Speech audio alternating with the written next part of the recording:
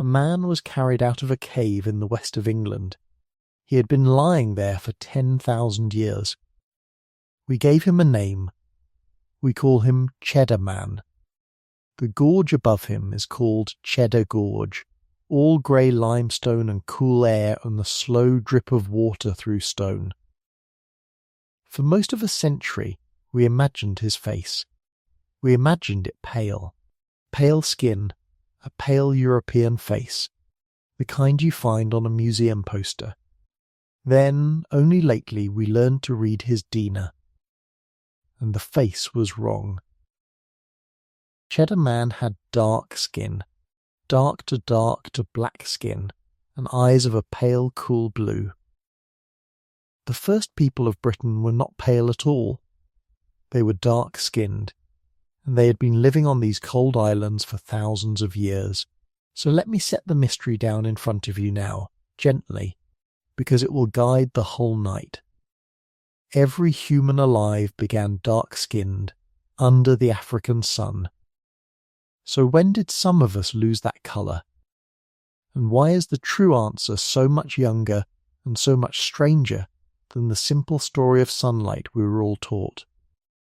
Let that sit for a second. The first Britons were dark-skinned, not lightly tanned. Dark. It was the deep brown that carries a great deal of melanin, the same rich colour still worn under the sun across much of the world today. And this is not some far unimaginable dawn of time. 10,000 years is close. The last ice had only lately melted from the valleys, and farming had barely begun. People like this one walked cold British hills with dark skin and light eyes. They were not strangers passing through.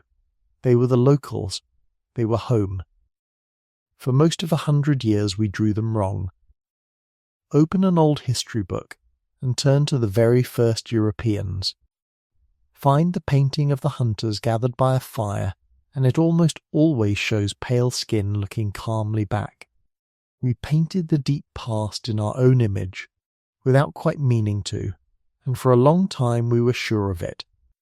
The bones could not argue. And then the science changed, quietly, and the old floor of the cave gave up its secret, and the past opened its eyes.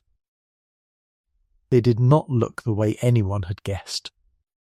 Two artists, brothers who work in clay and resin, built his face again from the skull outward. They measured the depth of the muscle, the set of the jaw, the broad, low shape of the nose. They gave him dark skin, because that is what the genes plainly said. They gave him those pale, cool eyes.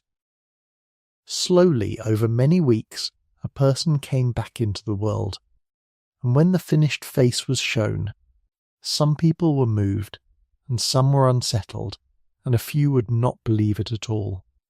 A face can do that. It can quietly undo a story you did not know you were holding. I want to know where you are right now. Somewhere it is early morning. You might be in Berlin, and the light is coming through grey and soft while your coffee goes cold beside you. Somewhere it is the deep middle of the night.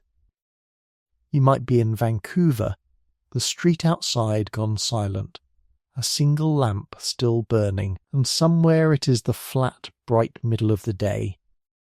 You might be in Melbourne, on a lunch break, the long afternoon still ahead of you. Wherever you are, whatever the light is doing outside your window, your skin is doing one quiet thing. It is answering the sun. It has always answered the sun. And that answer, worked out slowly over 100,000 years, is the whole mystery we are here to follow. So come back to the cave with me. Gough's Cave, it is called, a wide mouth of rock in the side of the gorge. It was found more than 100 years ago, when workmen were cutting a channel to carry water away. They were not looking for a man at all. They were looking for drainage, and there he lay in the old floor, his bones the colour of the earth around them, waiting quietly through all our centuries. Let yourself stand at the mouth of that gorge for a moment. The cliffs rise on either side, pale grey and streaked with old rain, higher than any building you know. Jackdaws turn slowly in the air between them. The cave opens low in the rock, a dark arch breathing cool air even in the heat of summer. Step inside, and the noise of the world drops away behind you. The floor beneath your feet is older than counting. People sheltered in here while the land outside was only beginning to thaw. This is where he was found, and this is where he had waited, through the whole of everything you have ever read about. Try to picture the country he actually knew. It was not the Britain of any map you own. The great ice sheets had pulled back to the north, and the land was healing beneath them, slowly turning green. Birch and pine and oak were spreading across it. There were no farms, no fields, no fences standing anywhere. A person lived by the river and the forest and the shore, by the red deer and the wild pig and the run of the salmon. And you could still walk to the mainland on dry land, because the sea had not yet cut Britain free. His people were hunters and gatherers, few and far apart, moving with the seasons. Dark-skinned, light-eyed, and completely at home in a cold green world. For a long time, though, he was only bones, a famous old skeleton, the most complete one this old in all of Britain, but still just bones inside a case. We could measure him. We could guess his height and his years. We could not see him. His colour, his eyes, the life that once moved across his face, all of it seemed lost for good, washed clean out of the record. Then a new kind of reading arrived. Scientists found that the hardest bone in the entire body, a dense knot deep beside the inner ear, guards ancient Dina better than any other. They call it the petrous bone. From that small stubborn piece they drew out threads of Cheddar Man's own code. It was broken, worn, 10,000 years old, and still just barely readable. And woven through those threads were the very genes that set the colour of skin, and hair, and eyes. The reading came back, and it did not match the poster on the wall. The pigment genes pointed to dark skin. The eye genes pointed to blue, or to something near it, a cool pale iris set in a dark face. That pairing feels strange to a modern eye. We are used to pale skin with light eyes, and dark skin with dark eyes. Cheddar Man breaks a rule you did not know you were keeping. His was a face the modern world only rarely makes now. And yet, 10,000 years ago, on this cold island, it was simply an ordinary face. 10,000 years. Say it slowly, because the plain number hides how long it truly is. Count back through the mothers, each one to the mother before her, and you would need close to 400 of them to reach him. 400 women, hand to shoulder, a line stretching out of your room and down the street and over the hills. He stands at the far, far end of it. And along most of that line, the length nearest to him, the people are dark-skinned. The pale faces are all crowded down at your end, near you, recent and new. That is how young this change we are chasing really is. When his rebuilt face was finally shown to the world, it landed hard. Some people looked at him and felt a quiet, easy kinship. Others felt something shift under their feet that they did not like. A few grew angry, and argued, and wanted very much for it not to be true. That is the strange power of a face. It can overturn a story you are carrying without ever knowing you held it. A story about who was here first, and what they looked like, and who truly belongs to a place. The clay was not making any argument at all. The clay was only following the code, and the code was patient and clear. It is worth asking why the mistake lasted so very long. Part of the reason is simple. Skin does not fossilize. Colour leaves no mark in bone, so for 100 years there was nothing at all to correct the guess. And part of the reason is less simple than that. We quietly drew the ancient dead to look like the living scholars who studied them, and almost no one thought to question it. The dark-skinned hunter did not fit the picture already in our heads, so we did not paint him.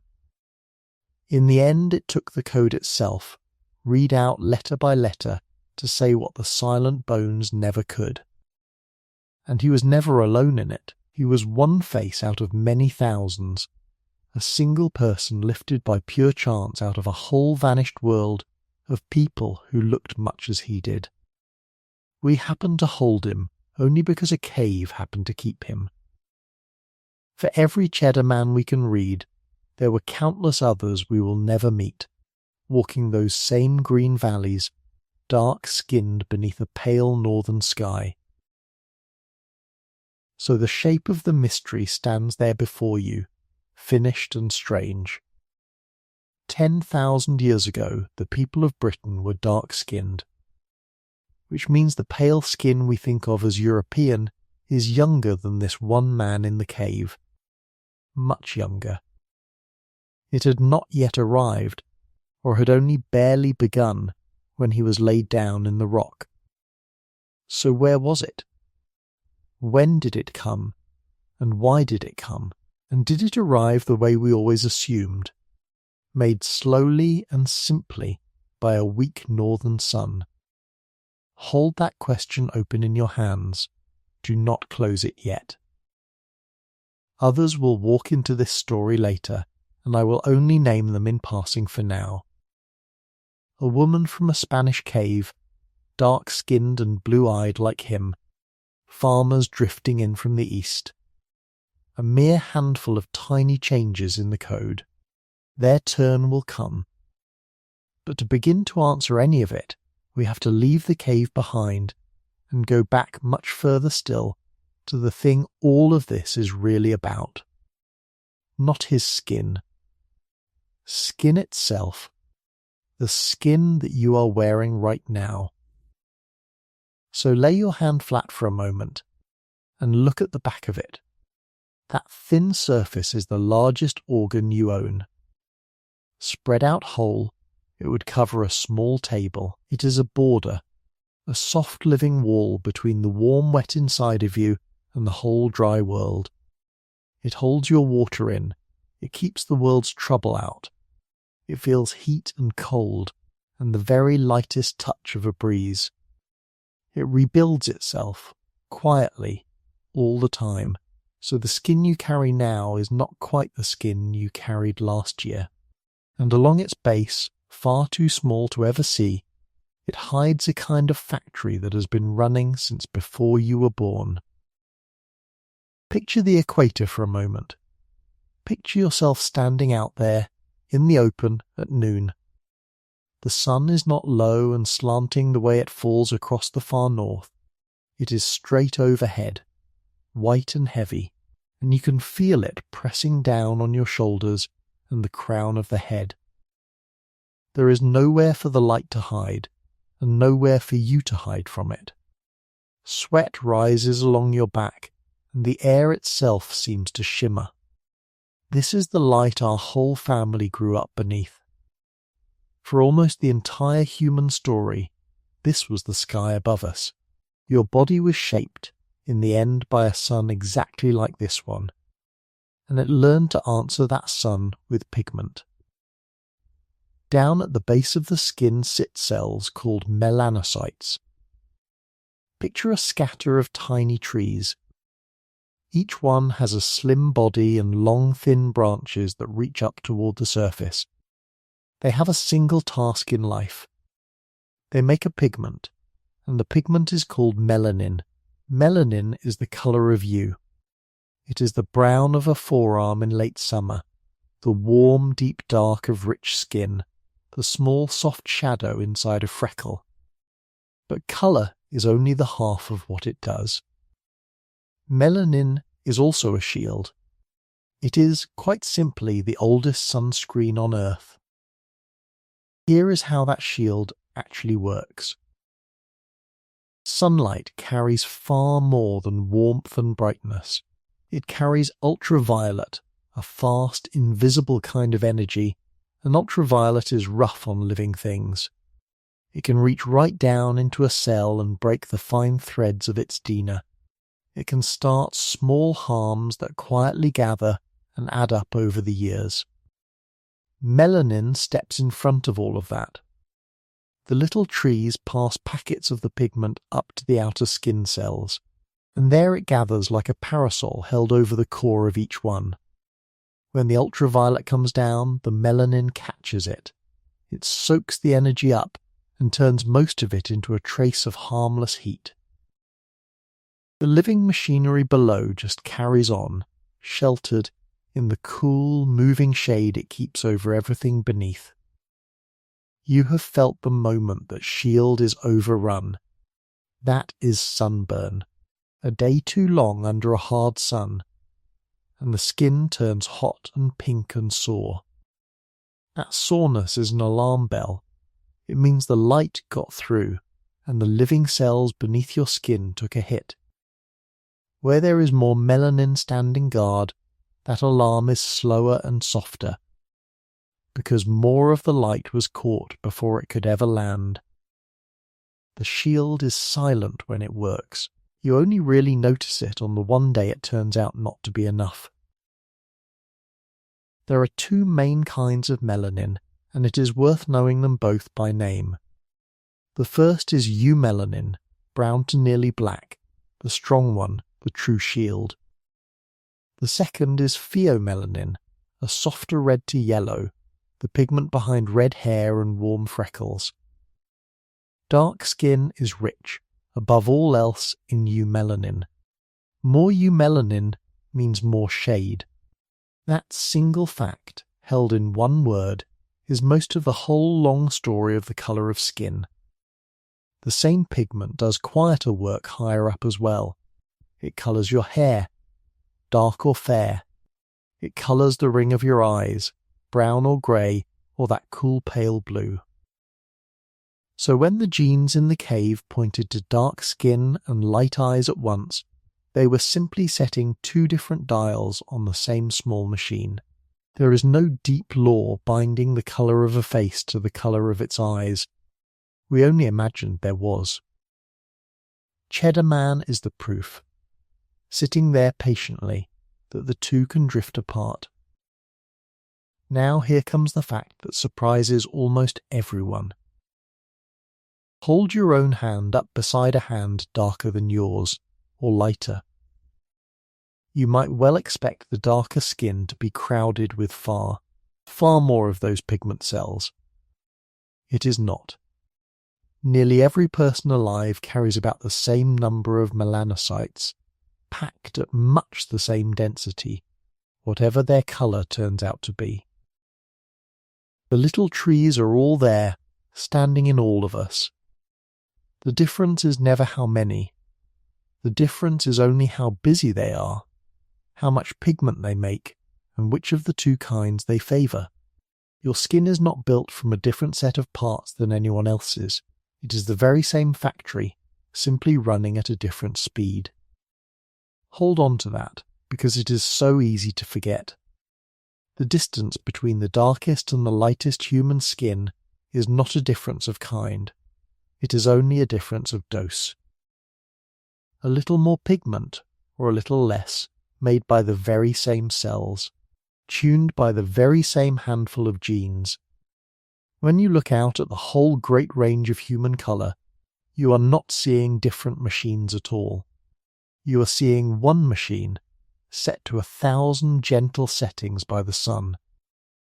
So turn the clock all the way back now, past every cave, to where the real story begins. It begins in Africa, under a strong and steady sun. Our far ancestors once wore thick fur, the way the other apes still do, and fur is its own kind of shade. But as they walked and then ran across the wide-open country, they lost most of that fur. Bare skin let them sweat freely and stay cool while they moved under a punishing sky. Cooler, yes, but now bare and openly exposed. Naked skin under that sun needed a brand new defense, and it needed to find one fast. So the skin went dark. The bodies that made plenty of melanin were simply the bodies that came safely through. Their children carried the shade forward, and their children carried it on after them. There is a reason we shed the fur and yet kept the sweat. Among the animals, we are strange runners. We are slow over a short sprint, but we can keep going on and on through the heat of the day, long after swifter animals have to stop and cool. Bare, sweating skin is the thing that makes that possible. It works as a radiator, letting the body pour its heat out into the moving air. But a radiator turned up toward the sky is also a radiator laid open to the sun. The same bare skin that let our ancestors run their prey down had left them wide open to the light. Dark pigment was the price of that freedom.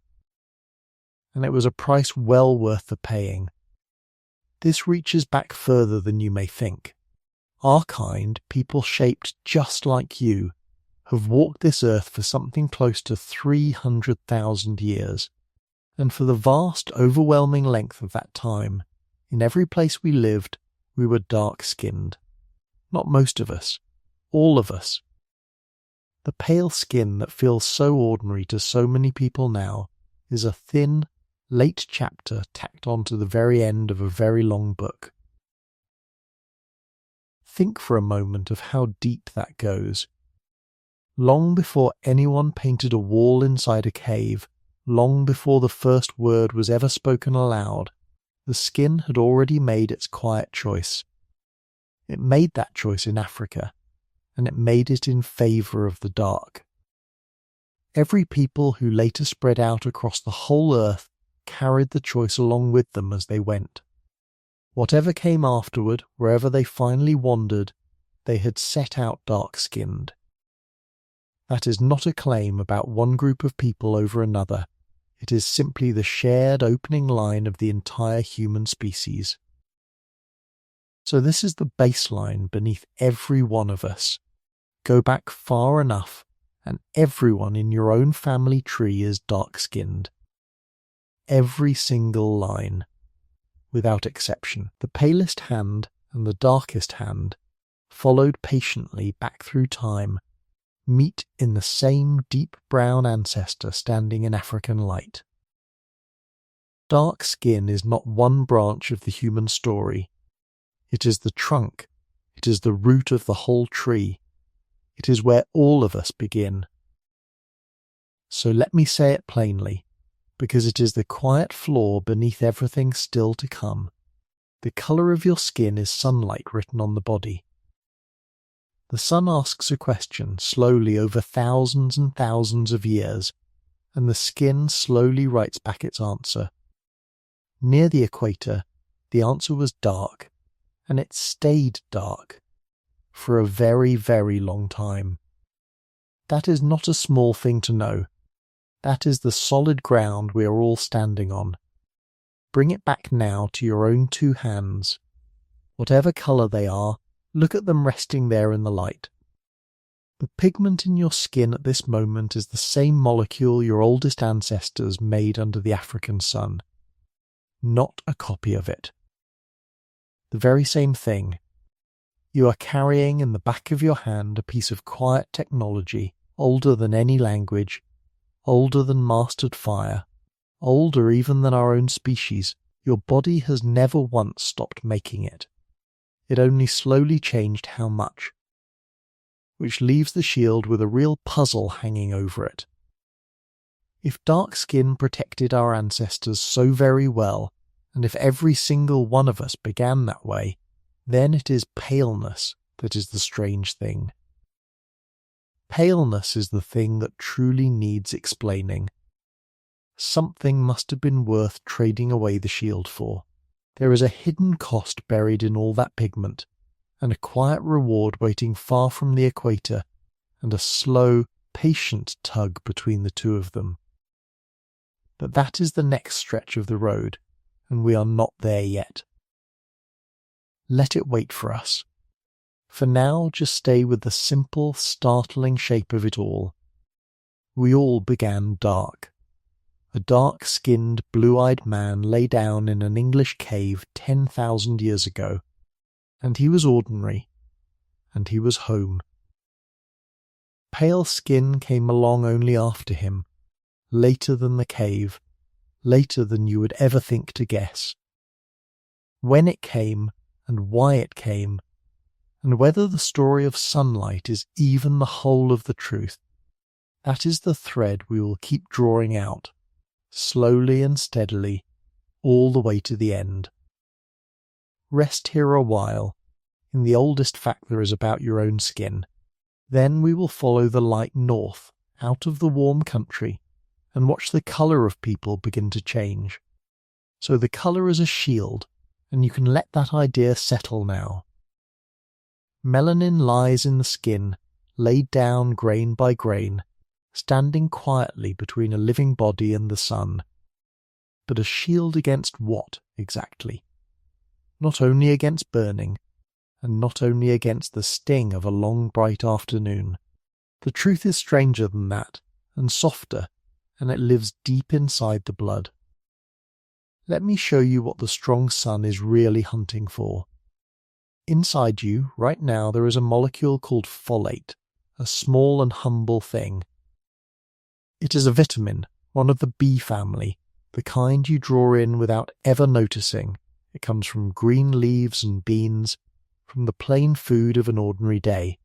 You almost never think of it, and have no reason to, and yet very little of you could ever have been built without it. Folate is the raw material of your DNA, and it helps to picture what that means. Every cell holds a full copy of its instructions, spelled out in billions of tiny letters. Each time a cell divides, it must copy the whole book, letter for letter, without losing the thread. Folate is what makes the fresh letters. It lays the new code down, and it mends the code whenever the code is torn. Wherever a body is being written, or copied, or quietly repaired, folate is the ink. And a body is always being written, which is the part we tend to forget. You are not a finished thing, sitting still, but a slow fountain, remade from the inside out.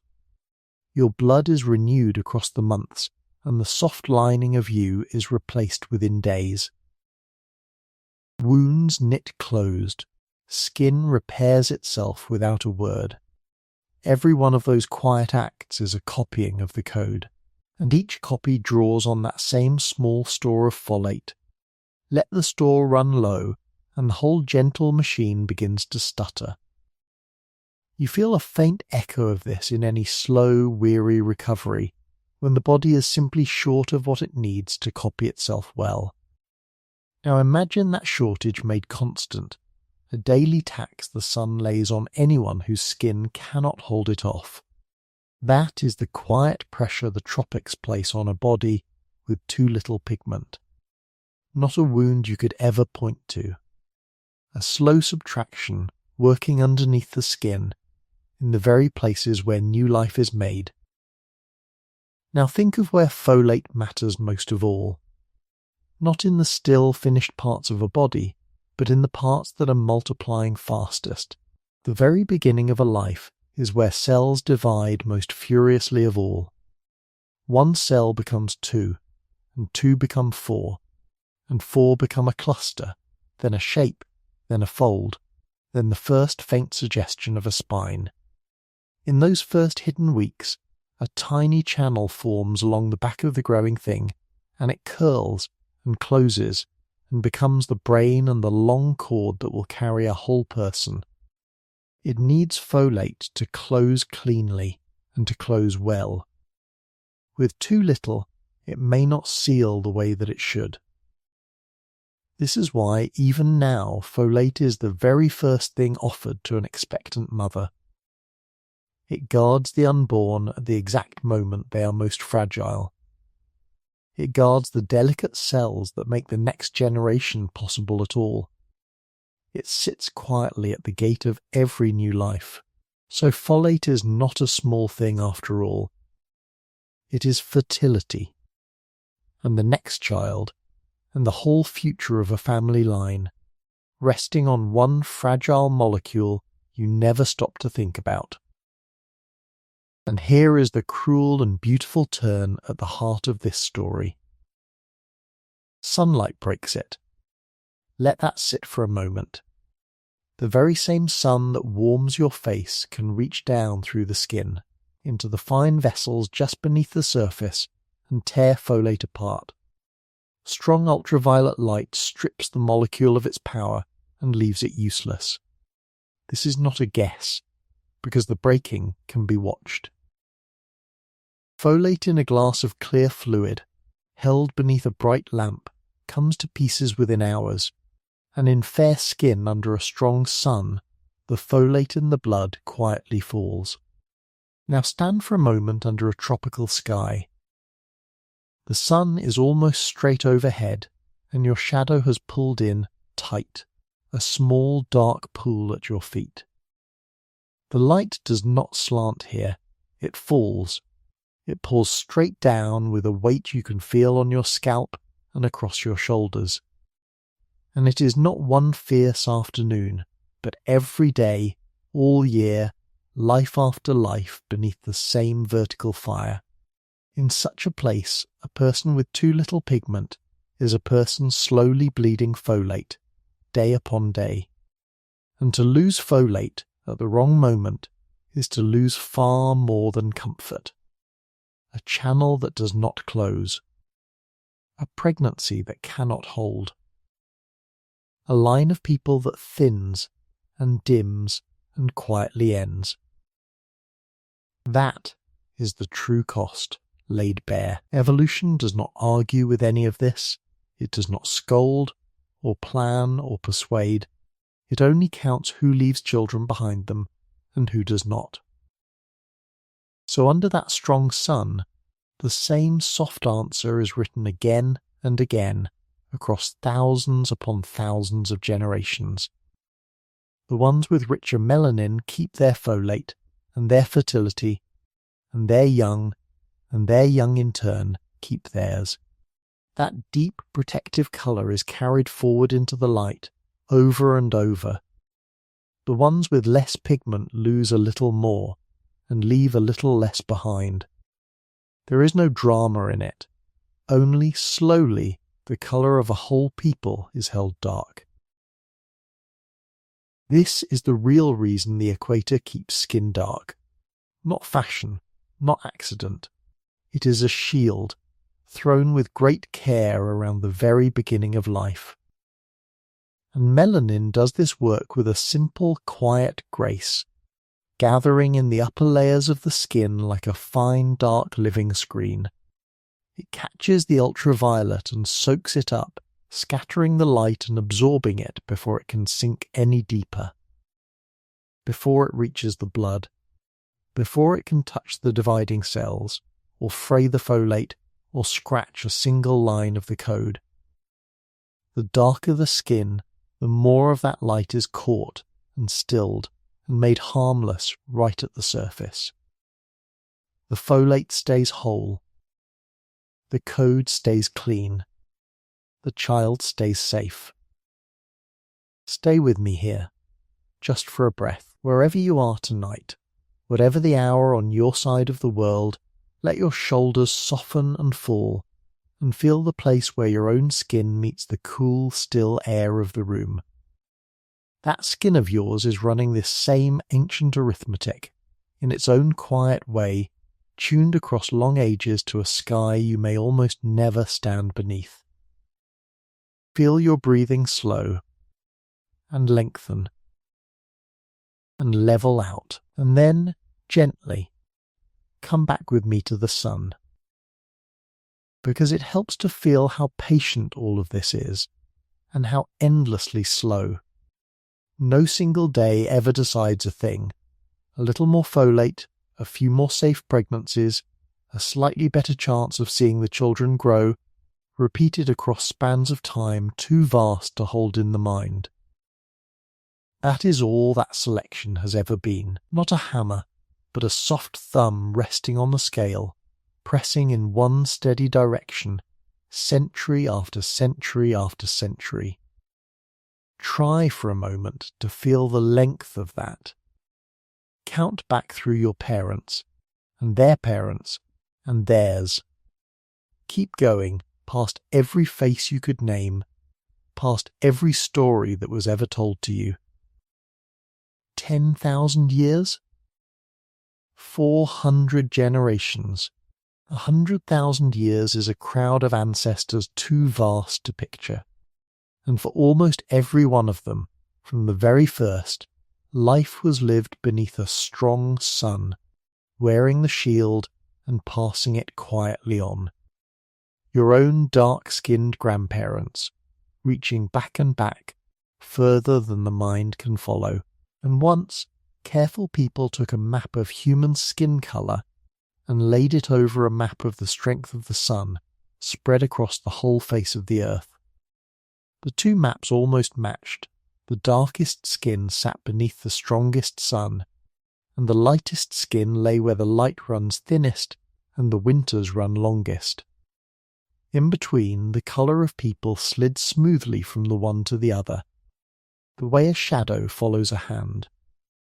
The colour of a people is, in a gentle and literal sense, the sunlight of their homeland, written onto the body and quietly carried from place to place. You can still read that same map on the faces of the world today. The peoples of the sunlit middle of the earth wear the deepest colour, those of the far dim north wear the least, and every shade between them follows the sun. It was never a ladder and never a ranking. It was only ever an answer to a question the sky itself was asking. How much light falls here? The skin, given long enough, always finds the reply. Under the equator, that soft thumb presses only ever one way, toward dark, toward the shield. For as long as our ancestors stayed beneath the vertical sun, the colour of every last one of them stayed deep and rich and protective. It was not merely common, it was correct, the only setting that made any sense under so much falling light. And for very nearly the whole human story, that is exactly where we were. In Africa, under a strong and even and faithful sun, dark skin was not a trait, or a feature, or a difference between people. It was simply what a human body was. The baseline, the birthright, the starting shade that every one of us began from. But you already know the story does not rest quietly there. Far to the north, in a cold and dripping cave in England, they found a man about 10,000 years old. Dark-skinned, and his eyes, red from the ancient code, were pale, a soft cool blue. He lived out his whole life under a thin grey northern sky, nothing at all like the sun his colour had been built to survive. His skin still carried the tropics on it, long after his people had left the tropics behind. So hold the question open with me, the way you might cup a small flame against the wind. If dark skin was the perfect answer under a strong sun, and if some of us stand here pale today, then somewhere the sun that wrote that answer must have faded, and the shield must have met a different sky. To understand that one dark-skinned, blue-eyed man in his cold cave, we cannot stay at the equator any longer. We have to do the very thing his ancestors did. We have to turn our backs on the strong sun and face the cold and start walking north. So walk north with me now. Not in a day, and not in a single life, but across a journey measured in generations, in the slow drift of whole peoples over the world. One valley further than your parents ever went, one river beyond the ones who came before them. A single ridge crossed by children who will never know they were part of any journey at all. We are leaving the strong sun behind, and here is the strange thing. No one can feel it going, and no one ever could. There is no border, no line drawn on the ground, no single day when anyone looks up and knows.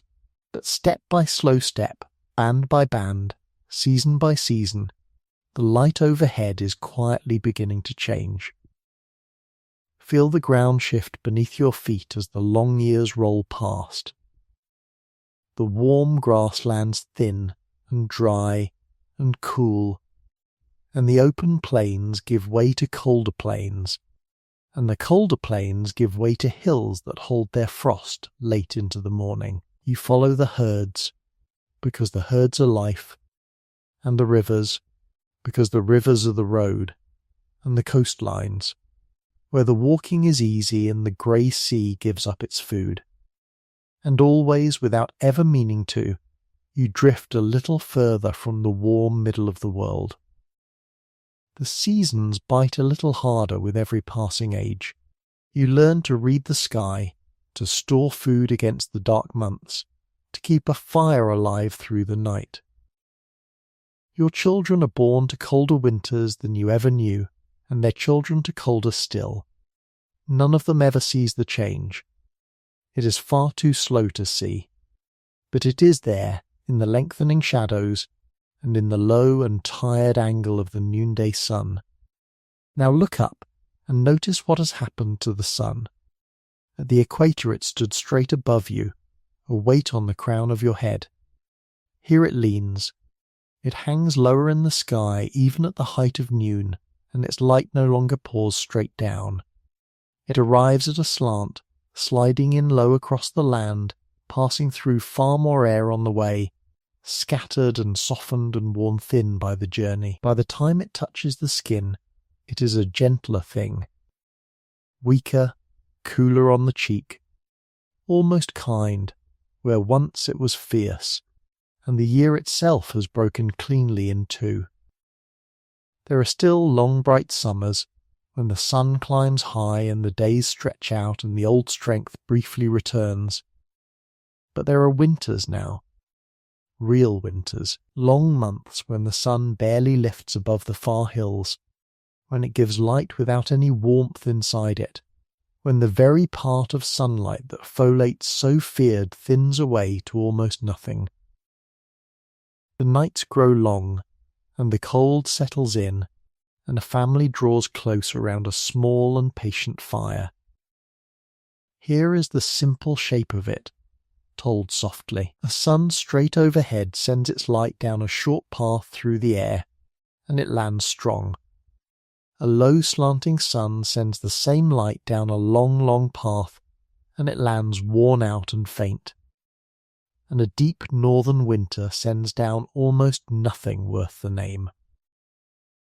Over uncounted lifetimes, our people have walked out from under a flood of light and into a place where the light is carefully rationed. Think of a torch held straight above a table, throwing a small, bright, burning circle. Now tilt it low, and watch that same light stretch and smear across the whole surface, pale and weak and far too thin to warm a thing. That is what the far north does to the sun. The light is not gone.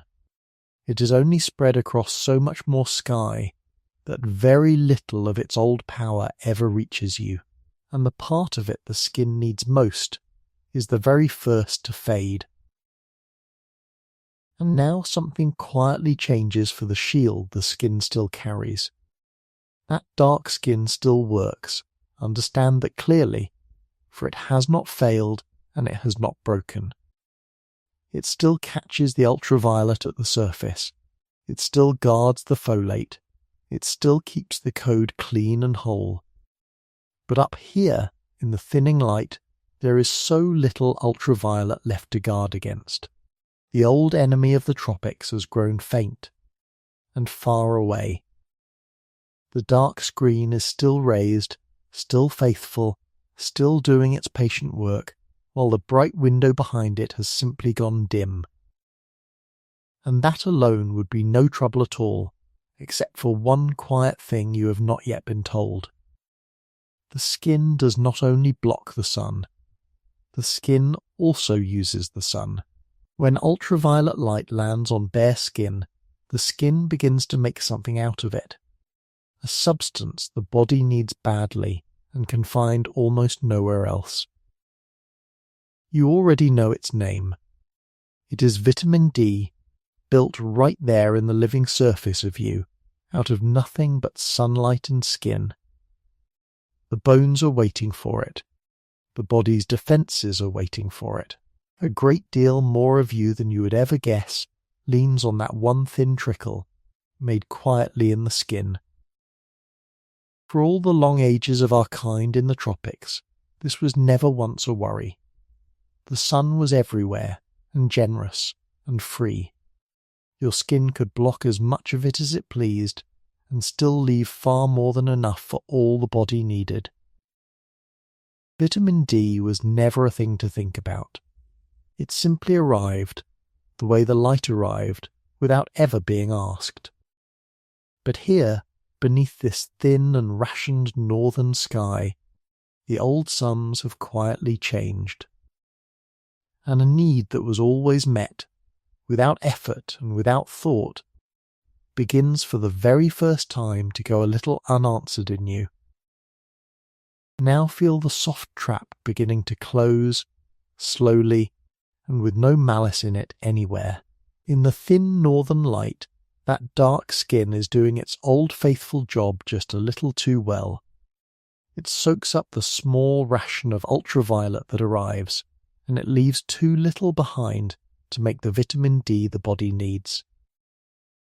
The very shield that saved your ancestors under the strong sun now stands between them and a light that was already scarce. And so, quietly, across the cold generations, a body up here begins to run short. Not all at once, not sharply, just short. This is the tug of war, and it is worth sitting with, because everything ahead of us turns upon it. Down at the equator, the sun was a threat, and dark skin was the perfect answer. Here in the north, the sun has become almost a friend you cannot quite reach, and that same dark skin now stands in the way. Two opposite poles work on a single trait, inside a single body. One old voice says keep the pigment, hold the shield, guard the folate. The other voice is new and thin and unfamiliar, and it says the opposite. Let some of it go. Let the weak light in. For the first time in the whole human story, the sun has begun pulling our colour the other way. Feel how strange that turn is. For 100,000 years and more, the sun asked only one thing of your ancestors, and dark skin was the whole of the answer. Now the same sun, seen from a colder place, has begun to ask the opposite, and your body, still wearing the old answer, cannot hear the new question for the longest time. The shield does not know the sky has changed. It only knows how to be a shield. But hold on to one thing here, gently, because it matters more than almost anything else tonight. This new pull is weak, and slow, and faint. Losing folate cost our ancestors their children, quickly and plainly, and so life answered it fast, and answered it hard. A shortage of vitamin D is a far quieter kind of cost, working slowly across the years, deep in the bone and the blood. It does not always take a life. It does not always end a line. So the push to lighten the skin is not a shout at all, but a whisper. A soft and patient and easily ignored whisper, drifting under a pale northern sky. And a whisper, as it turns out, can take a very long time indeed to be heard. So keep walking north with your children, and their children, and theirs after them. The winters lengthen, and the light keeps thinning, and the old shield the body carries drifts slowly out of tune with the sky above it. No one notices. No one chooses. No one changes within a single life. The colour simply sits where it has always sat. Too dark now, a shade too dark for its cold new home, waiting on the slow and blind arithmetic of who thrives, and who fades, and who leaves the most behind. So do not look for a sudden turning here, and do not look for it in yourself. There is no morning when a people wakes up pale. Picture instead the faintest drift, a hair's width in a life, carried on the backs of countless quiet winters. You could stand on that cold northern shore for 1,000 years and watch and see nothing change at all. The sun would rise low and set early, and the folk around you would stay as dark as the parents who bore them. The pressure is real. It is simply gentle beyond your patience or mine, and gentleness, poured across enough time, becomes its own kind of force. And this is exactly where the neat old schoolbook story wants to snapshot and be done. Walk north, it tells you briskly, lose the sun, turn pale, and there it is, simple and tidy and finished. But that tidy little story is the very one the man in the cave breaks quietly apart. Because the pull was so faint and so slow that the first peoples to walk into Europe's dim grey light did not turn pale. Not soon, not in a few short generations, not for a very long time at all. They lived out their whole lives under that thin northern sun, and they stayed dark for tens of thousands of years. The man in the cold English cave is their distant echo. Dark skin, pale eyes, about 10,000 years old, and still wearing the deep colour of a strong sun he had never once stood beneath. So the question only grows deeper the further north you walk. When the great change finally came, it came late. Later than the fading sunlight alone can ever explain. Far, far later. And when it came, it did not arrive the way you would ever think to guess. There are frozen shores still waiting for us ahead. There is a cave in Spain with a dark-skinned, blue-eyed hunter sleeping the long sleep inside it. There is a handful of tiny changes in the code, rising up out of almost nowhere. And there are strangers walking slowly in from the east, carrying something new and pale in their skin.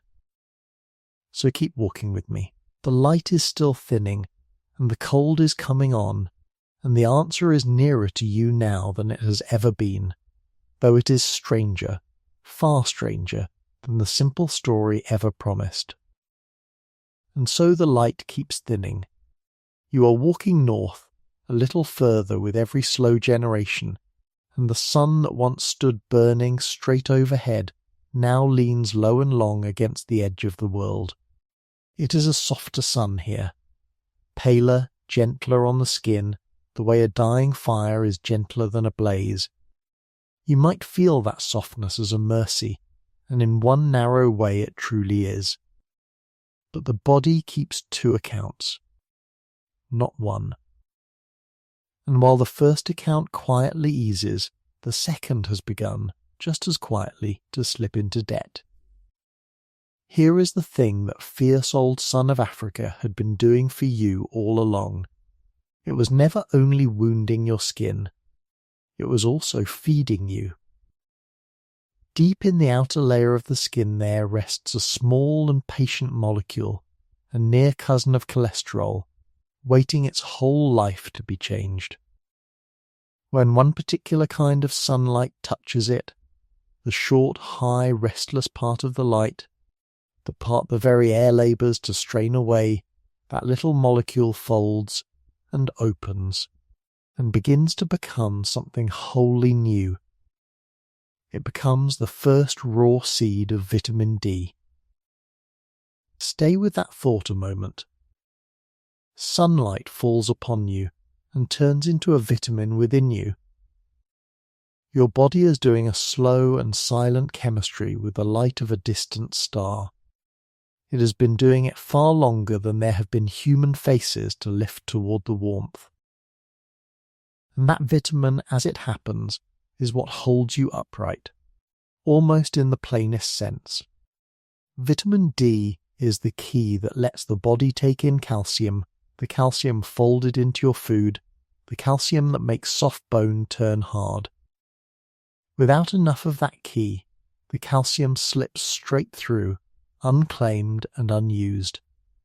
The gut cannot keep its hold on it, and so the frame you are built upon, the quiet scaffolding of spine and rib and long straight limb, never fully sets the way that it should.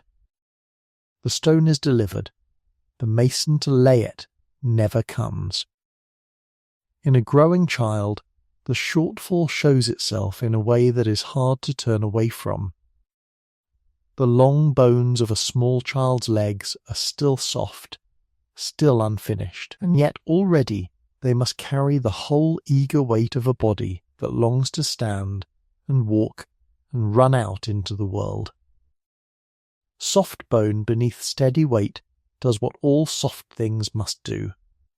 It yields. It bends. The legs bow slowly outward. The wrists grow thick and knotted. The ribs draw inward toward a narrow keel of bone. This is rickets, the old sickness of sunless places, and for a very long stretch of the human story, in the grey lands far from the equator, it was simply the ordinary shape of growing up. But the deepest cost of that soft sickness was a hidden one, and it fell most heavily upon the daughters. In a girl whose bones went soft as she grew, the pelvis, the very cradle of bone that a new life must pass through, could set too narrow, warped without a sound by the same gentle bending. She would carry that hidden narrowing within her for years, feeling nothing, knowing nothing of it.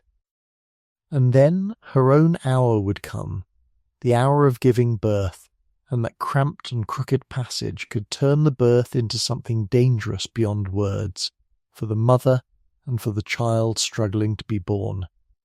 Here the slow arithmetic of survival grows very cold and very clear. A body that cannot safely bring the next life through leaves fewer lives behind it in the world. And so anything at all that helped, even by the smallest margin, a little more vitamin D, a little more light allowed in through the skin, was kept. Quietly, faithfully, across uncounted generations, without a single soul ever knowing that a thing was being kept at all. And the bones, it turns out, were only the loudest of the body's many complaints. Vitamin D, we have lately learned, murmurs to almost every part of you. It speaks to the muscles, it speaks to the hidden soldiers of your defences, the small fierce cells that move through the dark inside you, hunting down invading bacteria before they can take hold. A body long starved of vitamin D catches certain sicknesses more easily, and fights them more feebly once they arrive. So picture the long northern winters now, the deep cold that presses people close together in the dark, the one shared fire, and the small dry cough that travels quietly from body to body around it. In a place shaped like that, a faint weakness in the body's own guard carried a cost of its own. Never a loud cost, never a sudden one. A soft tax, gathered slowly across a great many lives. Now feel exactly where you are standing. Push far enough into the north, and the whole trouble sharpens into something that begins to seem almost unfair. For a part of every single year, the sun never lifts high enough to press that short, skin-feeding light down through the thick, cold air to reach you at all. There is even a name for that season. A vitamin D winter. For long months together it makes no difference how patiently you stand outside. It makes no difference how much of yourself you bear to that low and washed out sky. Your body cannot conjure the vitamin from a light that never arrives. You stand there fully lit, bright even to look at, and all the while quietly, invisibly unfed. And that season reaches down much further than one might think. It is not only the far frozen rim of the world that goes hungry for this light. Push only part way up the map, into the ordinary grey lands where most northern people have always made their homes, and the winters still steal the feeding light for months on end. The sun climbs, but never high. It skims low along the tops of the hills and slips away by the middle of the afternoon. What little it offers briefly, and then it is gone. The short skin-feeding rays are strained thin by the long slant of cold air they are forced to cross. So this shortage is no rare misfortune of the deepest north. It is the plain and repeating condition of half the world, coming round again with every turn of the year. And your skin, remember, is dark still. It is the deep and guarding brown that your ancestors carried down all the long roads out of Africa, thick with melanin, shaped through untold ages to turn exactly this kind of light away. At the equator that shield was the very thing that saved them. Here, in the thin and bitter north, that same inheritance quietly becomes a burden. The shield that once guarded the fragile life within them now stands between your skin and the faint, precious trickle of feeding light you so badly need. Under a strong sun it hardly costs a thing. Under a weak one it costs a great deal. A dark-skinned body must wait far longer beneath a pale sky to make what a lighter body would make in a handful of unhurried minutes. So now, at last, you can feel the true shape of the pressure. In the north, a skin only a shade lighter lets a little more of that scarce light slip through. A little more vitamin D gathered in. Bones that set a little harder. Births made a little safer. The odds nudged a little kinder, and then handed gently on to the children who follow. Given enough time, a push like that ought to tilt an entire people slowly toward paler skin. And in the fullness of time it does. But listen closely to the small words that keep returning here. A shade. A little. Slowly, given enough time. This is the quiet half of the whole story, and it changes everything that comes after. Because this northern pressure is nothing at all like the one waiting back at the equator.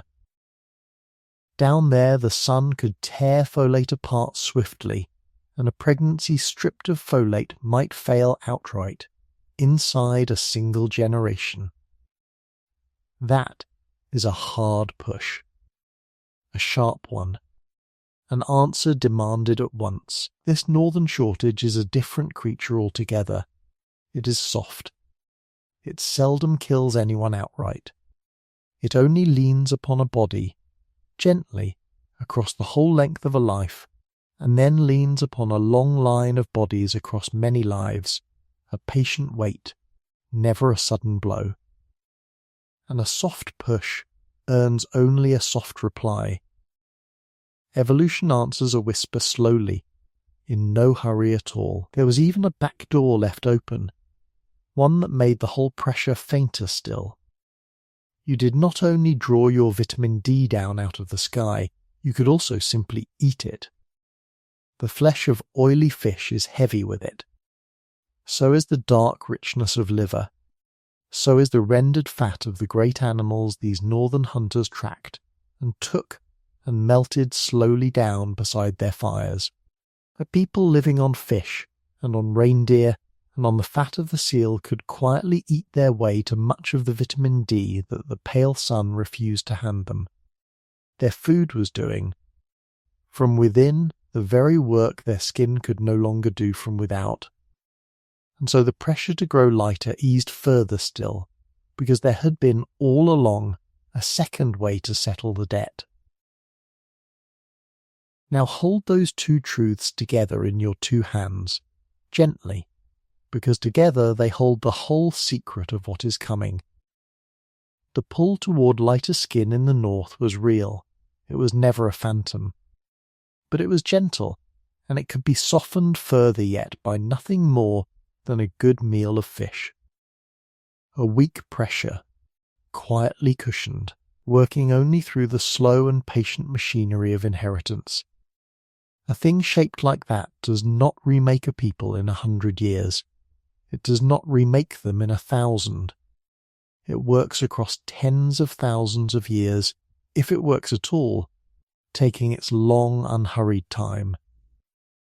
And once the weight of that truly settles, you begin to sense that the tidy little tale we were all handed, north means less sun, and less sun means pale skin, is about to arrive very late indeed, and very strangely, and nowhere near the place where anyone thought to wait for it. Because here, quietly, the ground begins to open beneath the story. Ask yourself, in all honesty, when you would expect the great change to fall. Humans reached Europe a very long time ago now, something near 40,000 years back, give or take the counting. Long enough to watch the ice sheets swell and grind south and melt away again. Long enough for 100 lifetimes to stack upon 100 more, and then to do the whole thing over and over again. If weak northern light truly pales a people over time, then across all that immense and patient stretch of years, surely the people of Europe would have gone pale. That is the story we were handed as children. It feels, somehow, like it simply has to be true. It is not what happened. Let that sit for a second. For nearly the whole of the time that humans have lived in Europe, through the long white glare of the Ice Age, and out the far side of it into the thaw, they stayed dark. Not merely dusky, dark the hunters who pressed their painted hands to the cave walls, who followed the reindeer herds across the frozen plains, who watched the vast glaciers finally loosen their grip and withdraw toward the north. Those people still wore the deep brown skin of Africa upon their bodies, tens of thousands of years after their long-forgotten line had walked away from it. The north had been leaning on them the entire while, and their skin had scarcely troubled to answer. Come and stand out on that plain with them for a moment. The land is wide, and pale, and cold. A low sun rests on the far edge of it, giving light but almost no warmth at all. You feel the wind before you see what moves inside it. Out across the frozen grass, the herds you would have lived by drift along like slow brown weather. Your breath hangs white in the air before your face. Your hands, held up to the pale light, are dark against the bright pale ground. And here is the quiet, astonishing thing. If you had walked among these hunters, and sheltered in their camps, and warmed yourself at their low fires, you would have looked into face after face the deep warm brown of the distant south, here in the very heart of the frozen north. Season after season, life after life. This was simply the colour of the north. We know this now. And we know it in a way that leaves very little room left to argue. We can read it straight from their bones. In the cool dark of a cave set among the mountains of northern Spain, in a place called Labrana, 2 skeletons lay undisturbed for close to 7,000 years. The steady chill of the stone had kept them. And it had kept 2 folded deep inside the densest part of the bone, faint surviving threads of their own ancient genetic code, the very instructions that had once knit together 2 living, breathing men. Not long ago, careful and patient hands coaxed that code back out from the old bone and read it through. And the reading handed us back a face. But before you learn what that face looked like, stop and make your own quiet guess. You have followed the logic the whole way here. Weak sun, thin light, tens of thousands of northern years leaning down without rest. If the tidy story were the true one, what would you expect the old bones to say? You would expect them to say pale. Paler skin, opened wide to gather in the scarce and precious light. It is the obvious answer. It is the answer that nearly everyone once expected.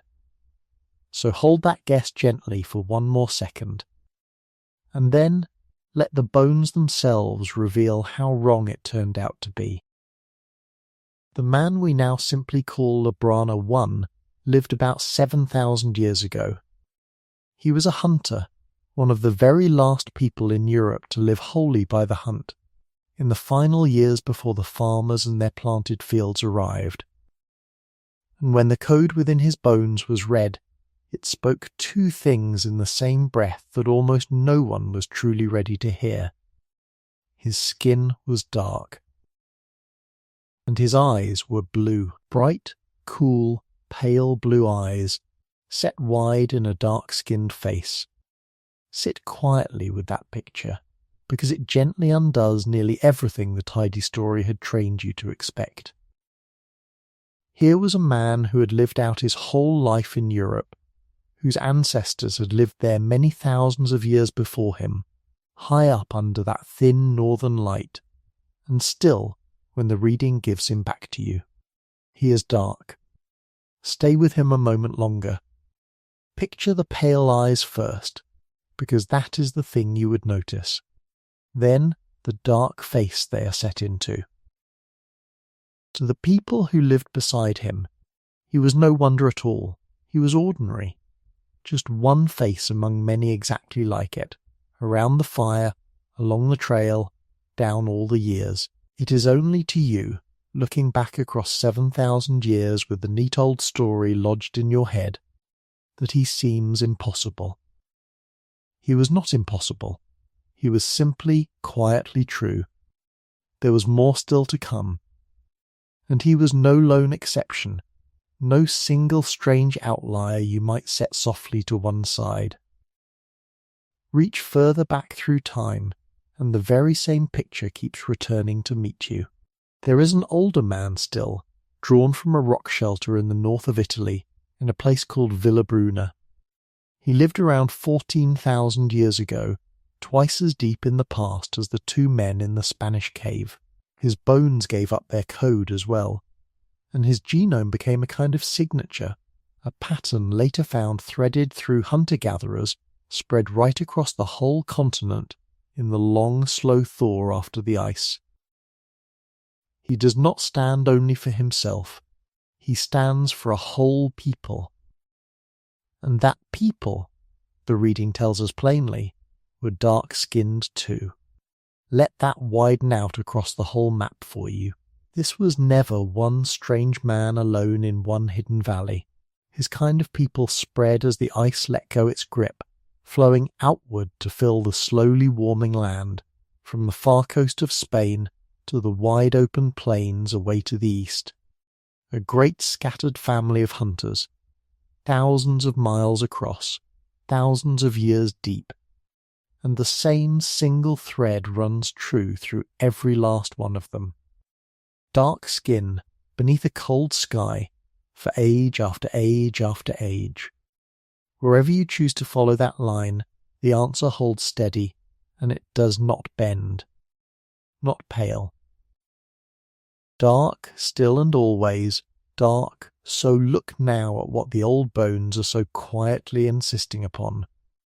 From Italy 14,000 years ago to Spain 7,000 years ago, to the man lifted out of the gorge at Cheddar, whose face first opened this whole mystery for you, across thousands of miles and thousands of years of lived European life, the hunters stayed dark. This was never one lucky accident, sealed away in one lucky cave.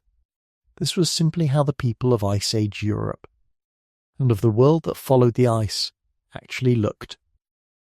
Dark skin was not some old possession they were slowly, steadily setting down. It was still, plainly and enduringly, who they were. And then comes the strangest detail of them all, the one small fact that turns the whole neat order of the story upside down in your hands. The eyes changed first. Look once more at Labrana 1, dark skin and blue eyes. Look again at the man from Cheddar, that same unlikely pairing, worn on the same kind of face. The pale eyes had already come to these people, and were spreading quietly through them, while their skin still held fast to its deep and ancient darkness. Whatever it was that lightened the eyes of the North, it moved among them long before the thing that would one day lighten their skin. That is not the order the simple story ever promised you. The simple story says the sun bleaches a northern people slowly and all at once, skin and eyes together. Instead, the eyes went pale within a dark-skinned people, and the skin simply waited. And waited. And waited on. Think for a moment about what that strange ordering really means. The eyes let go of their darkness first. The skin, the far larger canvas, held on to its colour long after. Two changes the simple story swears should always travel together, and here they come apart, thousands of years apart. One arrives early, the other waits behind. Whatever it was that loosened the colour of the eyes was already moving quietly through the North, from person to person, while the deep brown of the skin stayed exactly as it had always been. That gap, that patient gap between the eye and the skin, is a clue you will want to carry forward. It does not fit a story about sunlight. It fits some other story altogether. Feel now the true size of the puzzle set in your hands. These were not newcomers, freshly arrived from some warm and gentle south. Their line had lived beneath the weak northern sun for tens of thousands of years. The vitamin D winters had come for them, faithfully, every single year, again and again, for longer than you can easily hold in your mind. If pale skin were only ever the sun's slow patient work upon a northern body, then these people had been given all the time in the world for that work to be finished. The long years were there, the weak light was there, the gentle push was there, leaning, always leaning. And still, when you look now into their reconstructed faces, they gaze back at you dark. So hold the whole weight of it now. Everything the simple story promised you, these quiet dark faces refuse. You were told the North slowly turns its people pale. You were shown, instead, dark hunters beneath a northern sky, keeping their colour like an heirloom they will not lay down. The sun was granted every single year it could ever have asked for.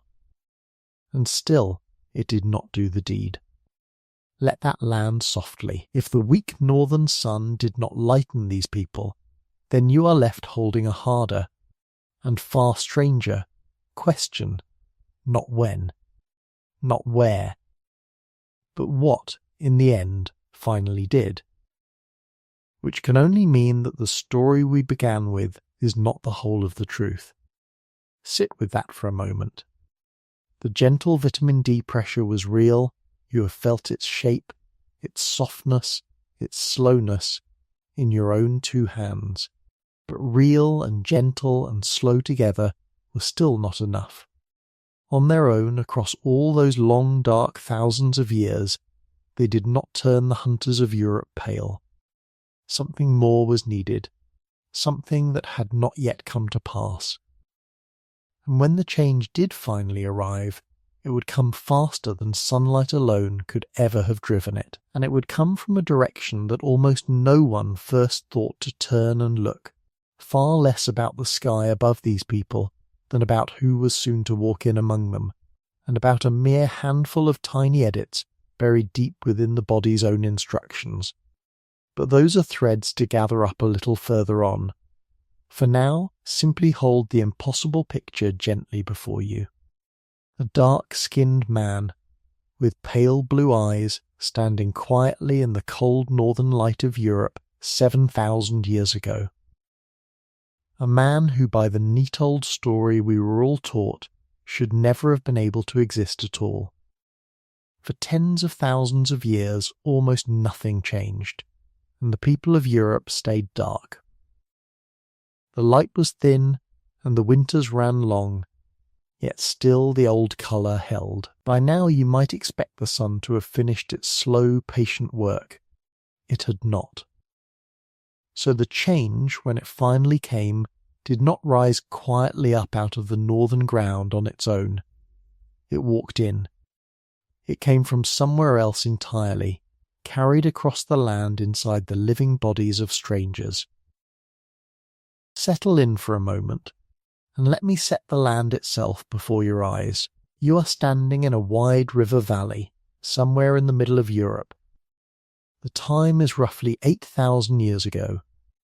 The great ice sheets are long gone now, and the forests have flooded back over everything, oak and elm and lime crowd, close above the slow brown water. It is a green world, deep and wild and wonderfully quiet. And it is full of people who would look nothing at all like a modern European to your eyes. Their skin is dark, and many of them carry pale, startling eyes. They move through the trees after red deer, they fish the slow rivers, and they gather hazelnuts as each long year turns cold. They have lived in just this way for 100 generations. And they do not yet know. Their whole world is about to end.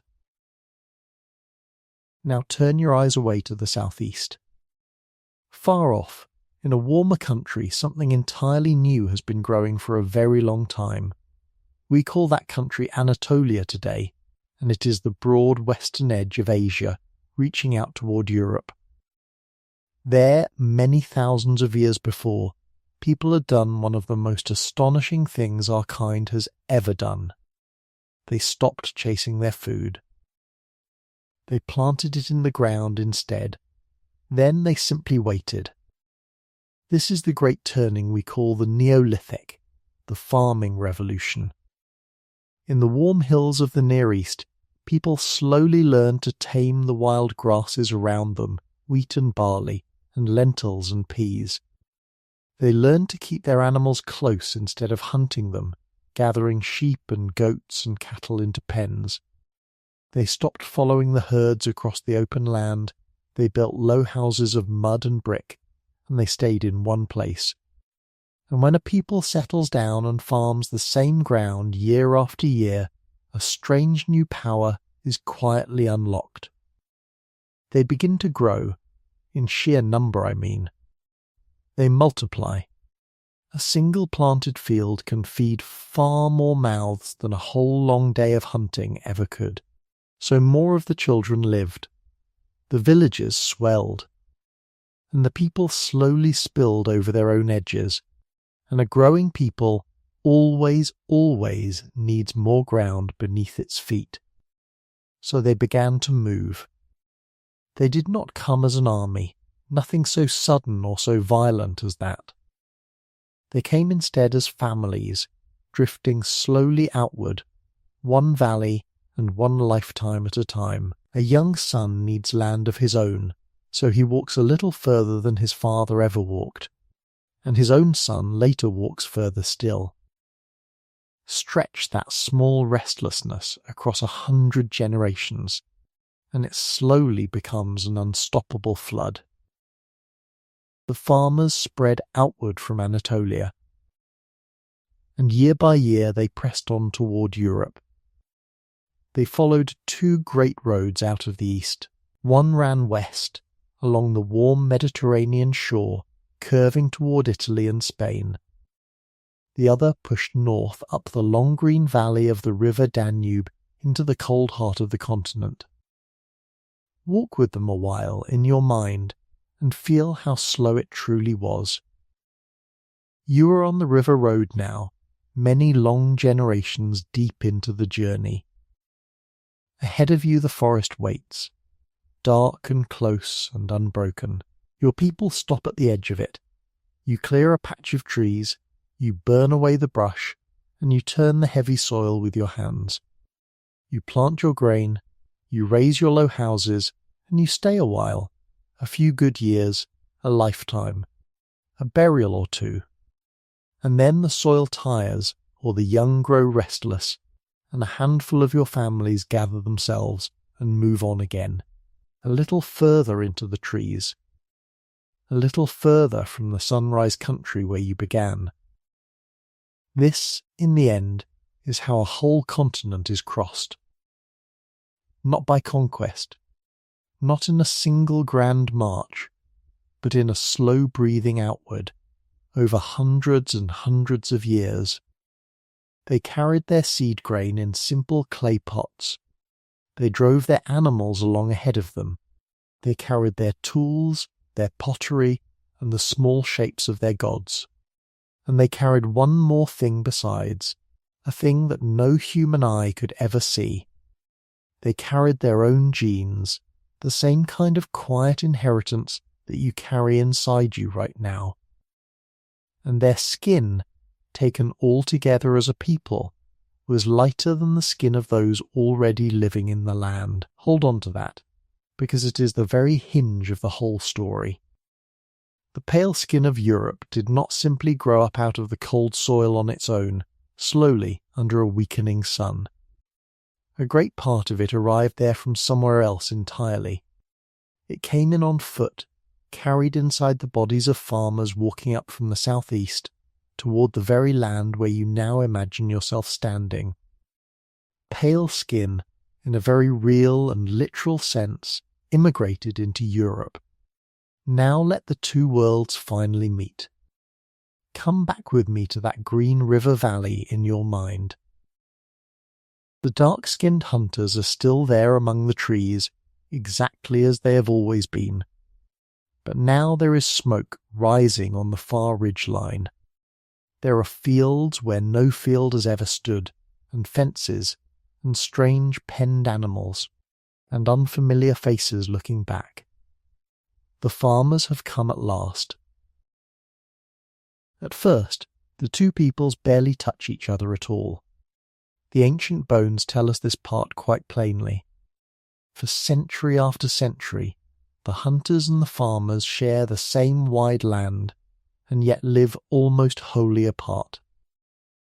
Each one keeps to its own kind, two separate worlds laid over a single landscape. The forest people stay in their green shade. The field people stay out on their cleared and open ground. You can almost feel the wariness humming along the invisible line between them, and it would be easy, standing here, to imagine one of these peoples as somehow greater than the other. Do not. This was never a story of better and worse. It is a story of numbers, and of time. And nothing grander than that. Nothing at all. The farmers did not win the land by being finer, or wiser, or stronger. They won it, in the end, simply by being many. For a line drawn between two peoples never holds forever. Slowly, across many long and ordinary lifetimes, the two of them begin to fold together. A hunter's daughter marries into a farming village, and a child is born of both bloods at once. The deep dark skin of the old world and the lighter skin of the new begin to mingle inside the very same small bodies.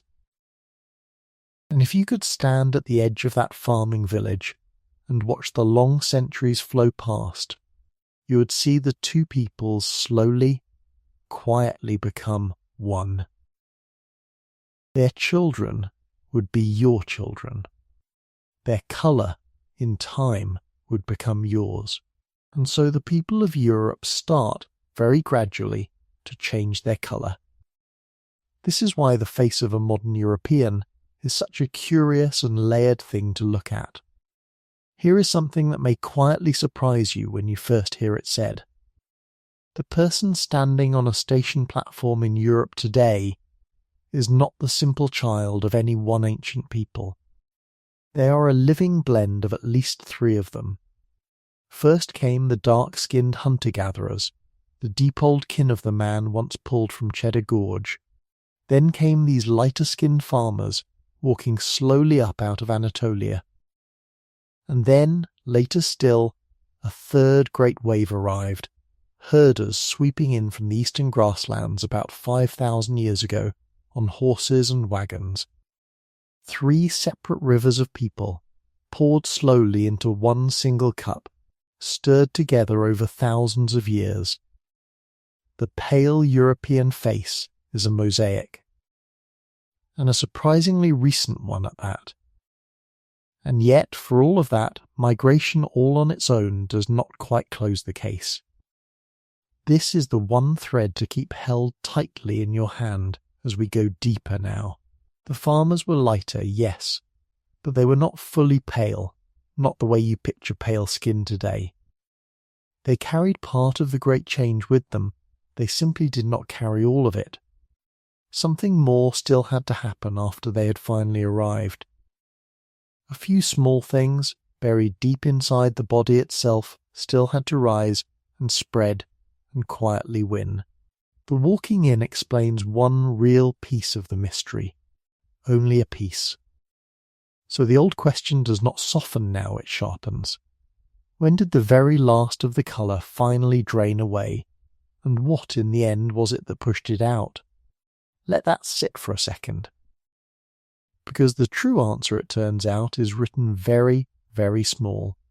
It is written in a mere handful of letters, folded away deep inside the living cell.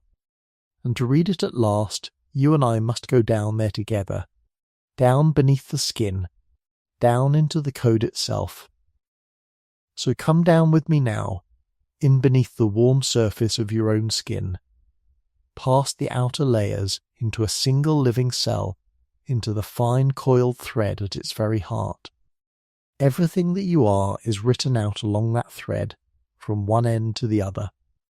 It is a code, spelled in only 4 repeating letters, copied faithfully into almost every cell you carry. And here is the first quiet shock of the whole thing. Almost all of that code is exactly the same in every human being alive today. You and any stranger you will ever pass on the street are very nearly identical, letter for letter. The differences between the 2 of you are astonishingly few, a thin scattering of changed rungs in a ladder, billions of rungs long. And the differences that set your skin colours apart? They are smaller still. The entire great range of human colour rests upon only a mere handful of those letters, a few rungs out of billions. That is the whole of it. Let that sit for a moment. Everything this long story has been circling comes down, in the very end, to almost nothing at all.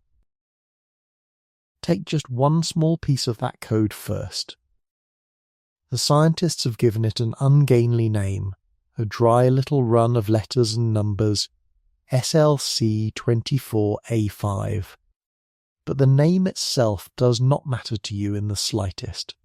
What it does is the thing that truly matters. This tiny stretch of code helps to decide how much pigment your skin will make. And far back in the deep past, one single letter inside it quietly changed. One rung of the long ladder was swapped for another. A single, tiny, almost invisible edit. And that one small edit turns the pigment down. It is one of the very strongest pale skin switches we have ever found anywhere in the human body. The trail to it began, strangely enough, with a small pale fish in a laboratory tank. A zebrafish, oddly golden where it ought to have been dark, led the scientists straight to the gene. And today almost every single person of European descent carries that one changed letter inside them. Not merely most of them, very nearly all of them. One tiny edit, sitting quietly inside hundreds of millions of living human bodies. Now take a second small piece of the code. This one goes by the label SLC45A2. It does a similar sort of quiet work. It turns the pigment down further still. It belongs more particularly to Europe, and it seems to have risen up later than the first switch did. Between the two of them, these small changes do much of the lightning that you see. Two little pieces of code, a few swapped letters, and upon that astonishingly thin foundation, a whole difference of human appearance comes to rest. And then, of course, there are the eyes. You surely remember the strange face from the very beginning of all this, the dark-skinned man, some 10,000 years gone, watching you still with those cool pale blue eyes. That colour comes from yet another region of the code. Sitting near genes we call HERC2 and OCA2. And here is the one detail that simply refuses to fit the tidy old story. The blue eye change is old. It is far older than the pale skin ever was. It was already there, alive in the dark-skinned hunters, thousands of years before their children's children ever began to pale. Blue eyes came first. The pale skin followed only much later. The two did not travel together, not hand in hand, the way you might once have quietly assumed. They arrived in the wrong order entirely for the neat little tale you were taught as a child. And there is a strange and lovely thought folded away inside this one as well. Every blue-eyed person alive on the earth today may trace that single colour back to one shared ancestor. One person, one small change, long ago, spreading slowly outward across the whole wide world. Let that sit for a moment. Now, how on earth could anyone ever come to know a thing like this? How do you fix a firm date to a change that happened before all writing, before all human memory, before recorded history had even begun? The answer is one of the quiet wonders of our whole age. It would have sounded like pure magic to your grandparents. We have learned at long last how to read the dead, not their words or their bones alone, but the very code they once carried. Deep inside very old bone, the faintest surviving traces of gnaw can still linger on. It hides locked away inside a tooth, or sealed within the dense little knot of bone just behind the ear. It comes out broken and scattered and terribly, terribly old. And yet, with enormous care, it can now be read. It is painstaking, delicate work. It takes clean rooms and gloved hands and machines that read each scrap of code many times over. It is closer to a kind of tenderness than you might ever expect of a science. So the scientists gather up skeletons from clear across the long reach of time. One person from 10,000 years ago, one from 8,000, one from 6,000, and one from 4,000. Each of them still quietly carries a whole genome, frozen at the very moment of their death. And then the researchers lay them all out in careful order, from the oldest down to the youngest. Picture them, if you can, as the still frames of a film set gently side by side. And then they simply watch. They search each body for that one pale skin letter, and they count how many people carry it, age by age by age.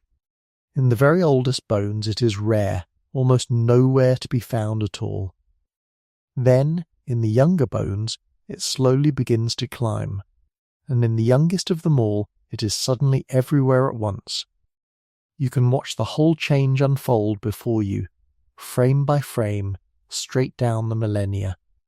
It is a film of evolution itself, played quietly back to you from inside the grave. Slow, silent, and utterly impossible to argue with. But why did that one small letter ever begin to climb at all? Why did it spread so far and so wide, through people no different from you? The answer, when it comes, is gentle, and it is patient. In the thin northern light, a person carrying a little less pigment could make vitamin D just a little more easily. Their bones grew a touch sounder, and their bodies stood a little stronger against the cold, and so, on average, just a few more of their children lived to grow up and have children of their own. That is truly all it ever was.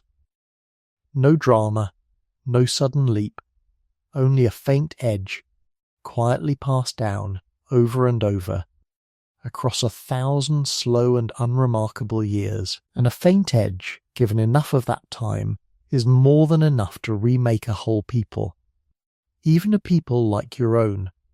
Grain by grain the letter rises through them, until one day it belongs to very nearly everyone. Everyone, in the end, like you. That slow and silent kind of takeover even has a name of its own. The scientists call it a sweep. And what that long film of the dead finally reveals is genuinely startling to see. The lightning is late. It is far later than almost anyone once dared to guess. Much of it only truly rises within the last 5,000 to 6,000 years. And some of it comes later even than that. In the age of the first cities, the first written words, the first great pyramids of stone, the change was, remarkably, still going on. The colour was still quietly draining away, even as human history was already being carefully written down. That, in the end, is how young this thin surface of yours really is, younger than you were ever told. But that strange timing leaves us with one last hard question to answer. The sun over Europe had already been weak and thin for tens of thousands of years, so why the sudden hurry now, you might well ask? Why so very late, and then, when it came at last, so fast? Here the story turns one final time. And it turns, of all the unlikely things, upon food.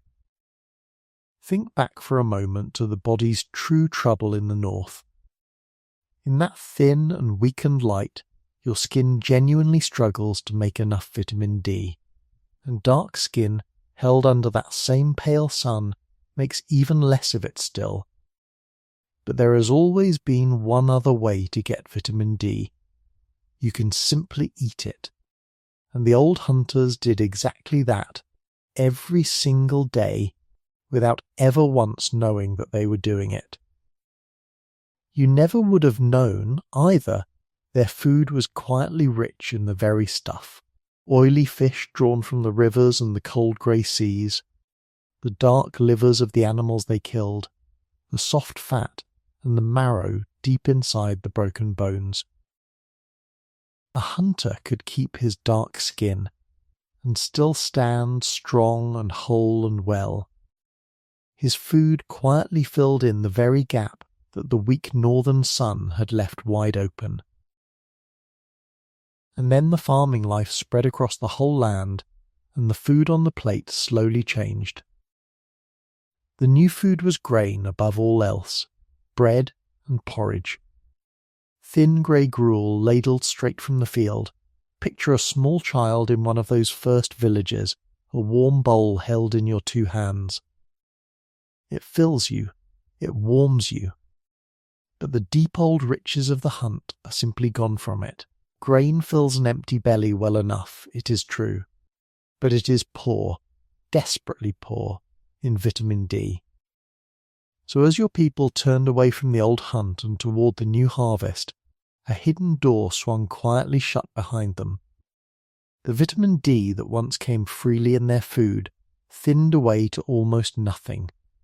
Now the only real source left to them was their own bare skin and that same thin northern sun. And all at once the old slow pressure grew sharp new teeth. all at once it truly mattered to be even a single shade lighter than before. Because lighter skin, in that failing light, could still gather just enough of the sun to keep the bones from softening and the growing body sound. So it may not have been the wide sky alone that paled us after all. It may also, in the very end, have been the field. Not only where your people happened to stand upon the earth, but what they chose to set upon the table each night. The change had waited, patient and unhurried, deep inside the body for tens of thousands of years. And then farming, perhaps, was the small last push that finally tipped the whole thing over the edge. So look now at what we are quietly holding here in our two hands. Nearly all the scattered pieces are on the table before us at last. Pale skin is young, far, far younger than you were ever once taught that it was. Part of it walked in slowly on foot, carried up by farmers out of the warm southeast. Part of it swept upward late and fast, a few tiny letters rising through the very bones of the dead. And part of it may have been driven not by the sun above at all, but by a quiet, ordinary change in what lay there on the plate. Sunlight, migration, diet, 3 separate strands, braided slowly together into one single answer. The neat old ladder we were handed, dark down at the bottom, pale up at the top, a simple climb toward the cold, is coming quietly apart in our hands even as we hold it up to the light. And what is left behind in its place is far stranger than that ladder ever was, and far, far more human. There is still one more turn left to see, before the whole true shape of it comes clear to you. One last piece of the answer, and then, only then, what all of it might truly mean. For now, let the pieces lie quietly where they are, and gather. Hold them a little longer. You and I are very close to the end of this long puzzle now, closer than you think. So now the genes had names, and short ones just a handful of quiet letters apiece. And with those names, at long last, there came firm dates and a clear direction of travel. We have followed one single question together for almost 2 full hours now. It began inside a cave. A man was lifted from the cold stone of Cheddar Gorge, and he was close to 10,000 years old. When his living face was read back out of the ancient dinar in his bones, it came back dark brown skin. Cool, pale blue eyes. The very first Britons, it turned out, were not pale at all. And that one quiet fact has held this whole long story open until now. Hold his face in your mind, because now, at last, we can finally say what it truly means. Here is the answer plainly, and without the tidy ladder you were handed as a child. Pale skin is young. That is the first true thing, and it is by far the largest of them all. It is not the original condition of anyone, and it is not where any people on earth began. Every living human being descends from dark-skinned ancestors under the strong African sun. You do. So does everyone you have ever loved. Paleness is only a late correction, written faintly over a page that was already very old. In Europe, that correction turns out to be startlingly, almost impossibly recent. Cheddar Man was already ancient by the time the change ever reached his cold northern shore. Let it rest a moment before we go on together. Now picture the sheer length of the waiting, because the waiting is the whole strange heart of it. For tens of thousands of years, people lived in the thin grey light of the north and stayed dark. Some of them had lived far from the equator for close to 40,000 years. That span is longer than all of written history, laid end to end, many times over, and still their skin stayed dark, winter after winter, life after slow life. The simple sunlight story we were taught promised these people would soon grow pale. They did not. The pressure toward lighter skin was real enough, but it was terribly faint, and a faint pressure moves a whole people very slowly, if it moves them at all. The sun, it turns out, is a remarkably slow and patient sculptor. It works across tens of thousands of years. It does not work in mere centuries. Imagine that you are leaning your whole weight against a very heavy and ancient door. You push with everything you have, and yet nothing you can see actually moves. You push for an entire lifetime, and the door gives by the width of a single hair. That was the weak hand of the northern sun, resting ever so lightly on human skin. No one in the north was dying in the street for want of a paler face. Most people did just fine. The pull toward lighter skin was only a whisper, a slight edge, a few more surviving children across many long lifetimes. A whisper can still move a mountain, given enough time, but it needs an enormous amount of time, or else it needs a great deal of help. So the door to pale skin stayed almost entirely shut for an astonishingly long while. The real mystery, in the end, was always a mystery about that long delay. So what, at last, finally opened it? Not one single thing, and that is the true heart of the whole answer. It is the exact part that the old ladder always quietly hid from you. Pale skin in Europe was never a clean and simple climb from dark up toward light. It was a slow mixing of separate peoples. It was a long migration made on foot. It was a deep change in the daily food they ate. And it was a great deal of plain chance, with all of it leaning the same way at last. You already hold every one of these pieces in your hands from earlier tonight, so let me lay them gently side by side, and you will begin to see the shape they make. There was, first of all, the sun's quiet two-sided bargain, the one we already understand. Dark skin guarded the body's folate under the fierce and punishing equatorial light. Paler skin made vitamin D more easily beneath a thin and weakened northern sky. That old trade leaned, ever so faintly, toward lighter skin in the cold latitudes. But it leaned the way that hand leaned on the heavy door. Slowly, patiently, on its own, it was simply never going to be enough. It needed help.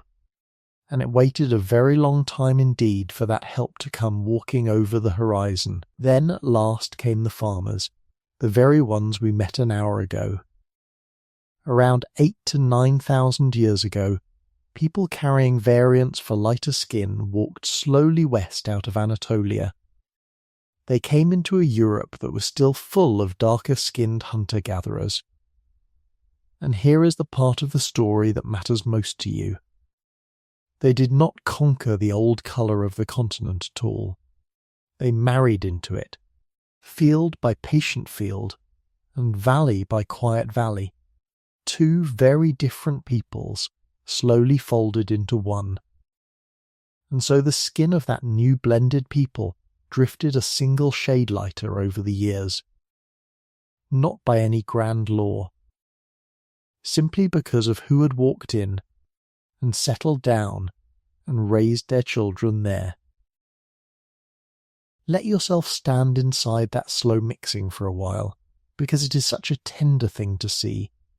You are standing in a green river valley, many long thousands of years ago. The people who are moving all around you are plainly not all one single colour. Some of them are dark, born of the ancient hunters who once painted these very hills. Some are lighter, born of the newcomers with their strange new seeds and their patient herds. You watch their small children wade out together into the cold shallows of the river. In time those same children grow and meet and marry and cradle young of their own. Not one of them is climbing any ladder. Not one of them can feel the slow tide that is turning quietly in their blood. Look down at your own two hands for a long moment, there among them all. They tell you nothing at all about which of the peoples you came from. That is how the whole enormous change moved through the world, quietly, through ordinary love, one small household at a time. You would have lived your whole life inside it, and never once felt the tide.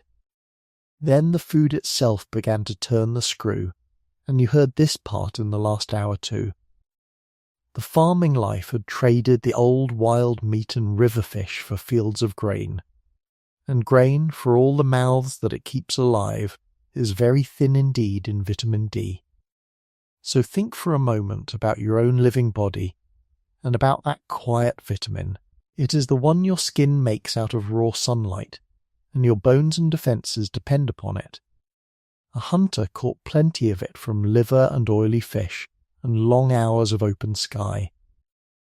A farmer, bent low over the grain, quietly and slowly went without. And a body that runs short of vitamin D always pays for the lack somehow.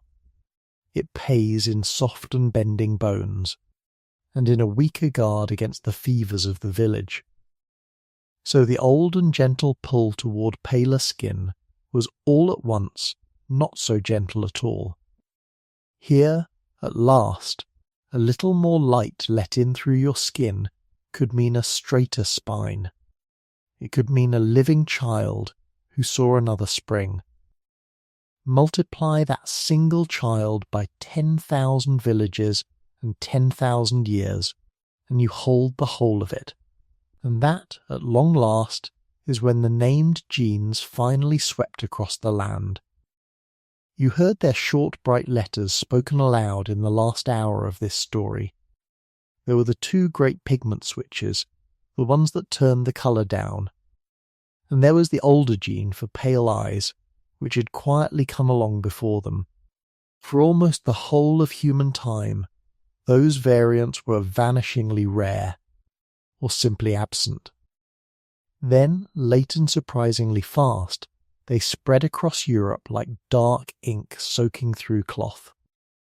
You could almost stand there and watch it happen. It spread not because pale skin was noble, or higher, or in any way better than dark. It spread only because, in that one hungry moment, its carriers raised a few more surviving children. That, in the end, is all that natural selection has ever quietly been. Only a little more surviving, repeated and repeated and repeated again down the long generations. And no one who was living through it could ever have named what was happening to them. There was no first pale morning, there was no last dark child, there was only a slow drift across 100 lifetimes, far too gradual for any eye to catch. Picture it instead as a single warm lamp, passed quietly from hand to hand across 100 cold winters. No one alive ever saw the very moment it was lit. So put all of the pieces together now, and let yourself see the whole answer plain. Pale European skin is perhaps only 8,000 years young in its full and familiar form. In a few places on the map, it is very likely younger even than that. It did not rise up any ladder at all.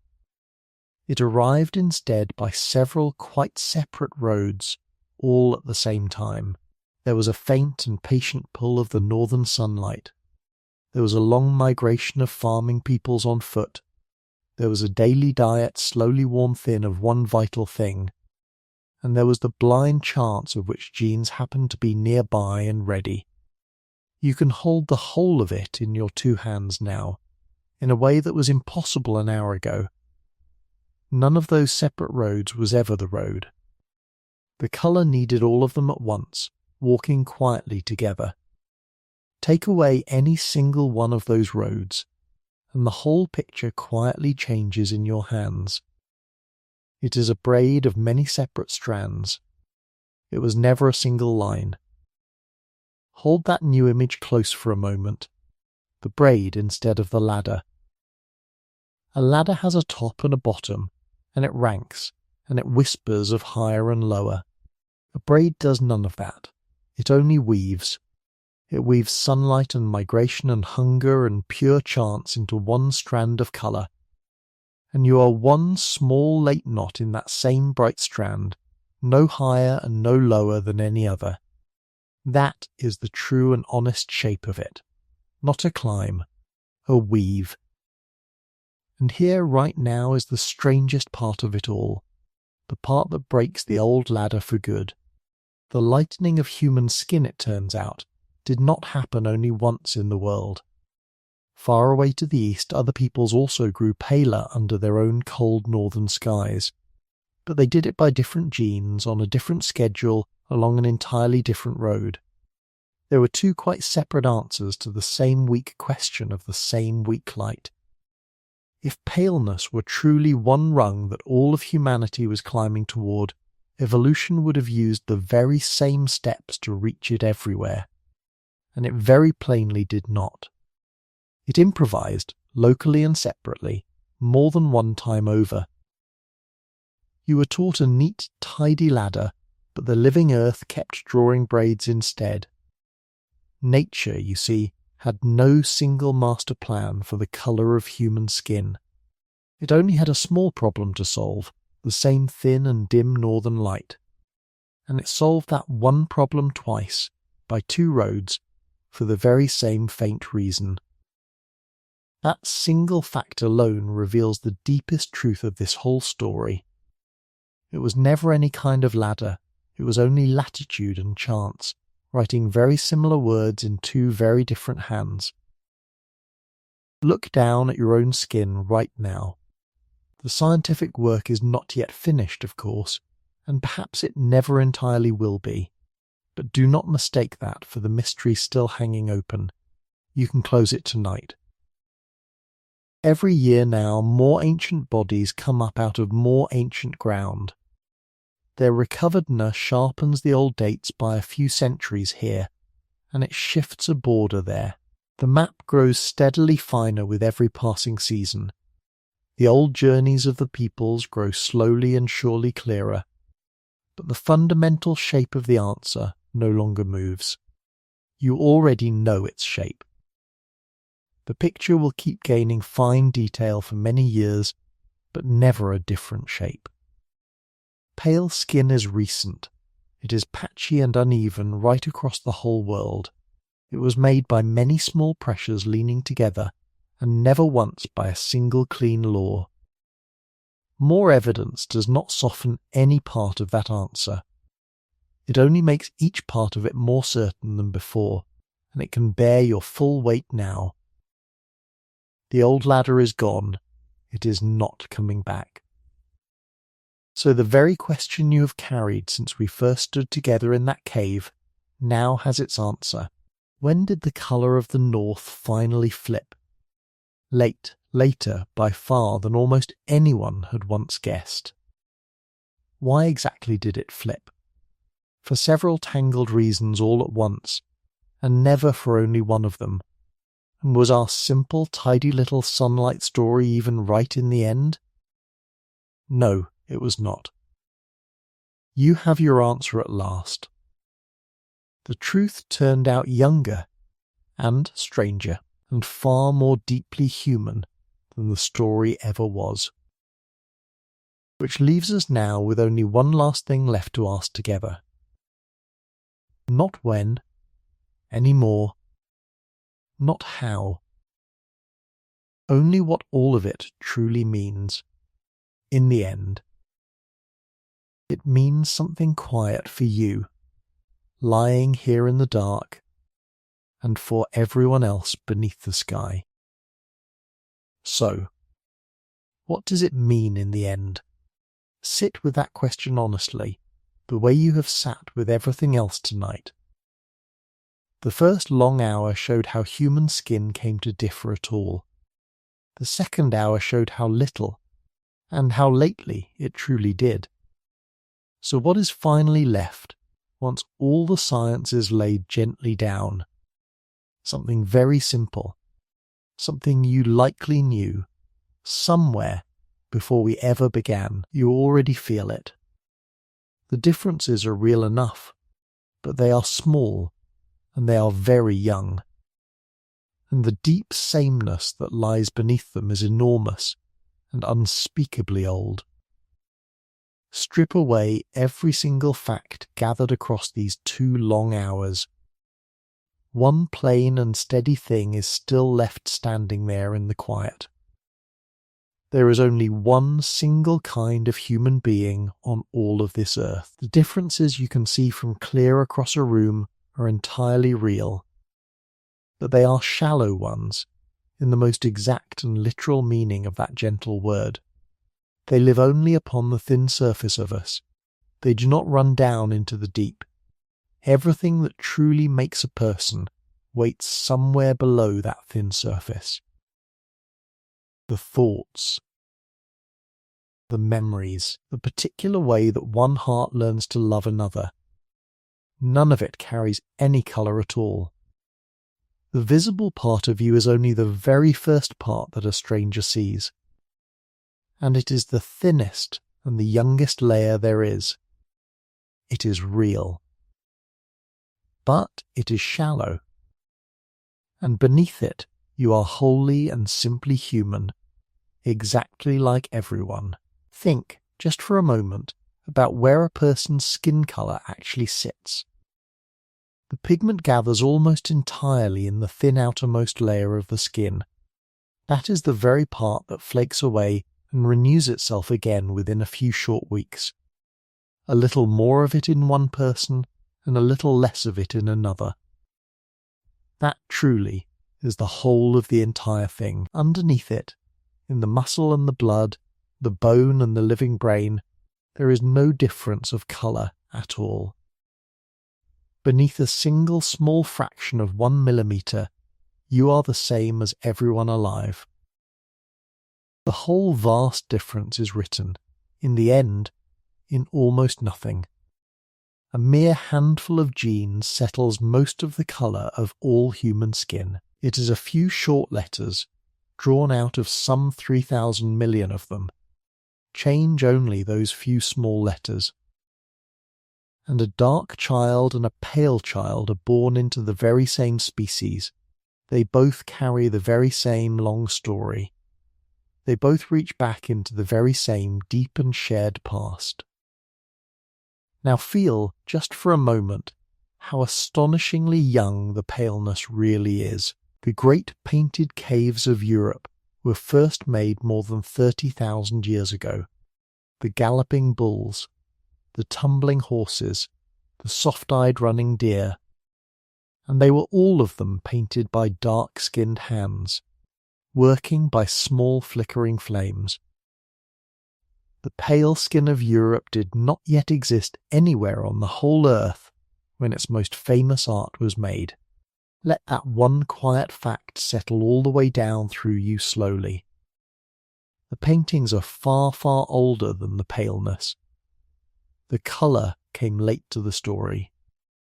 The beauty came first. And we are all of us so very newly parted from one another, you and every stranger alike. Trace any 2 people who are alive tonight back up through the long branching tree of time. Their 2 branches will always meet again, and never so very far up. It is only a few thousand generations, perhaps, and truly no more than that. That is only a single slow blink against the vast and ancient age of life. Every person who is breathing quietly tonight is your cousin, and a recent one at that. The families of the Kalahari sands, the families of the far northern snow, the tired stranger 3 streets away, with their one warm light still burning. Recent cousins, all of them, under the one old sun that made every shade of us. There is something very quietly steadying in that thought. Not a fact to argue over, only a quiet place to stand. The whole human family, everywhere, is still a single family. Older than any border, deeper than any map. It has no eldest child, and no youngest, and no favourite among all of its many faces. So no colour of human skin is any older than any other. None of it is more original, or more truly human, or more finished than the rest.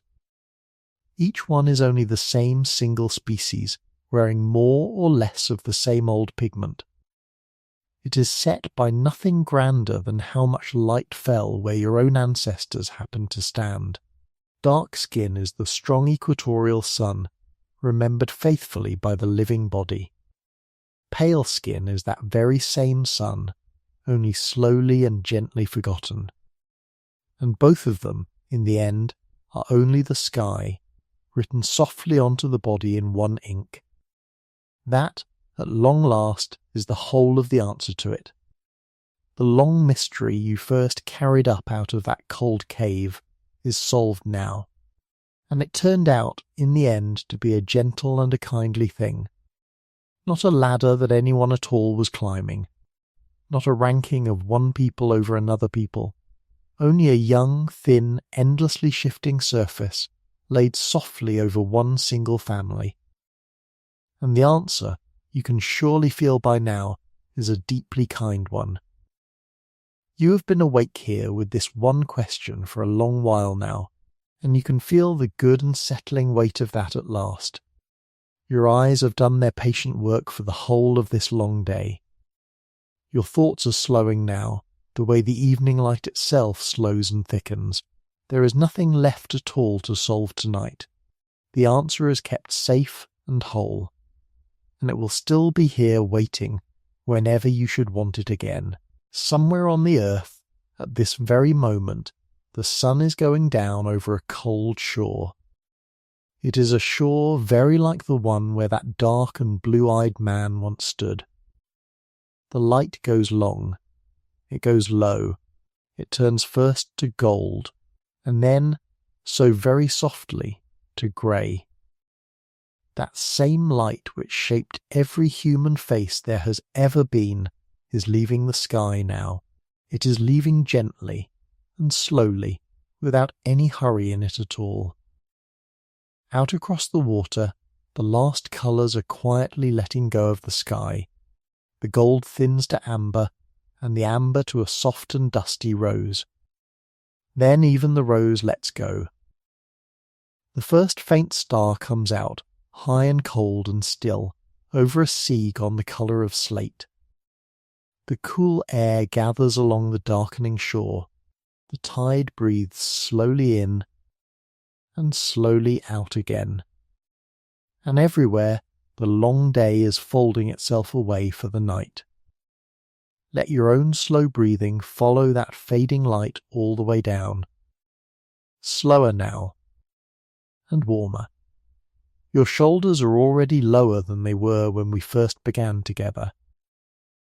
The small tired muscles around your eyes have quietly loosened and let themselves go. The whole room has gone soft and blurred at all of its far edges. Your body is doing the oldest and the simplest thing that it has ever known. It is the very thing it has done, faithfully, every single night for 300,000 years, in every single colour there has ever been. And you are one of them, one human being, warm among all of the countless others. You are dark and pale and every gentle shade that lies somewhere in between, and every last one of them is lying down to rest tonight, under the same turning sky. All of them are made of the very same few letters. All of them are cousins. And all of them now are quietly coming home to rest. The lights in the far houses are going out, one by soft one. The streets have gone quiet. The birds settled long ago into the dark shapes of the trees. A great and gentle hush is spreading out across the whole turning world. It is the same hush that has closed every single day since the very first one. The sun is nearly gone. The last of its light slips softly off the low hills and is gone. The dark comes rising up soft and complete and warm, and it asks nothing of you at all. Your breath is slow now. Your thoughts have gone quiet and low and still. And here, beneath the same old sun that made every one of us, you are already drifting, so gently, all the way down into sleep.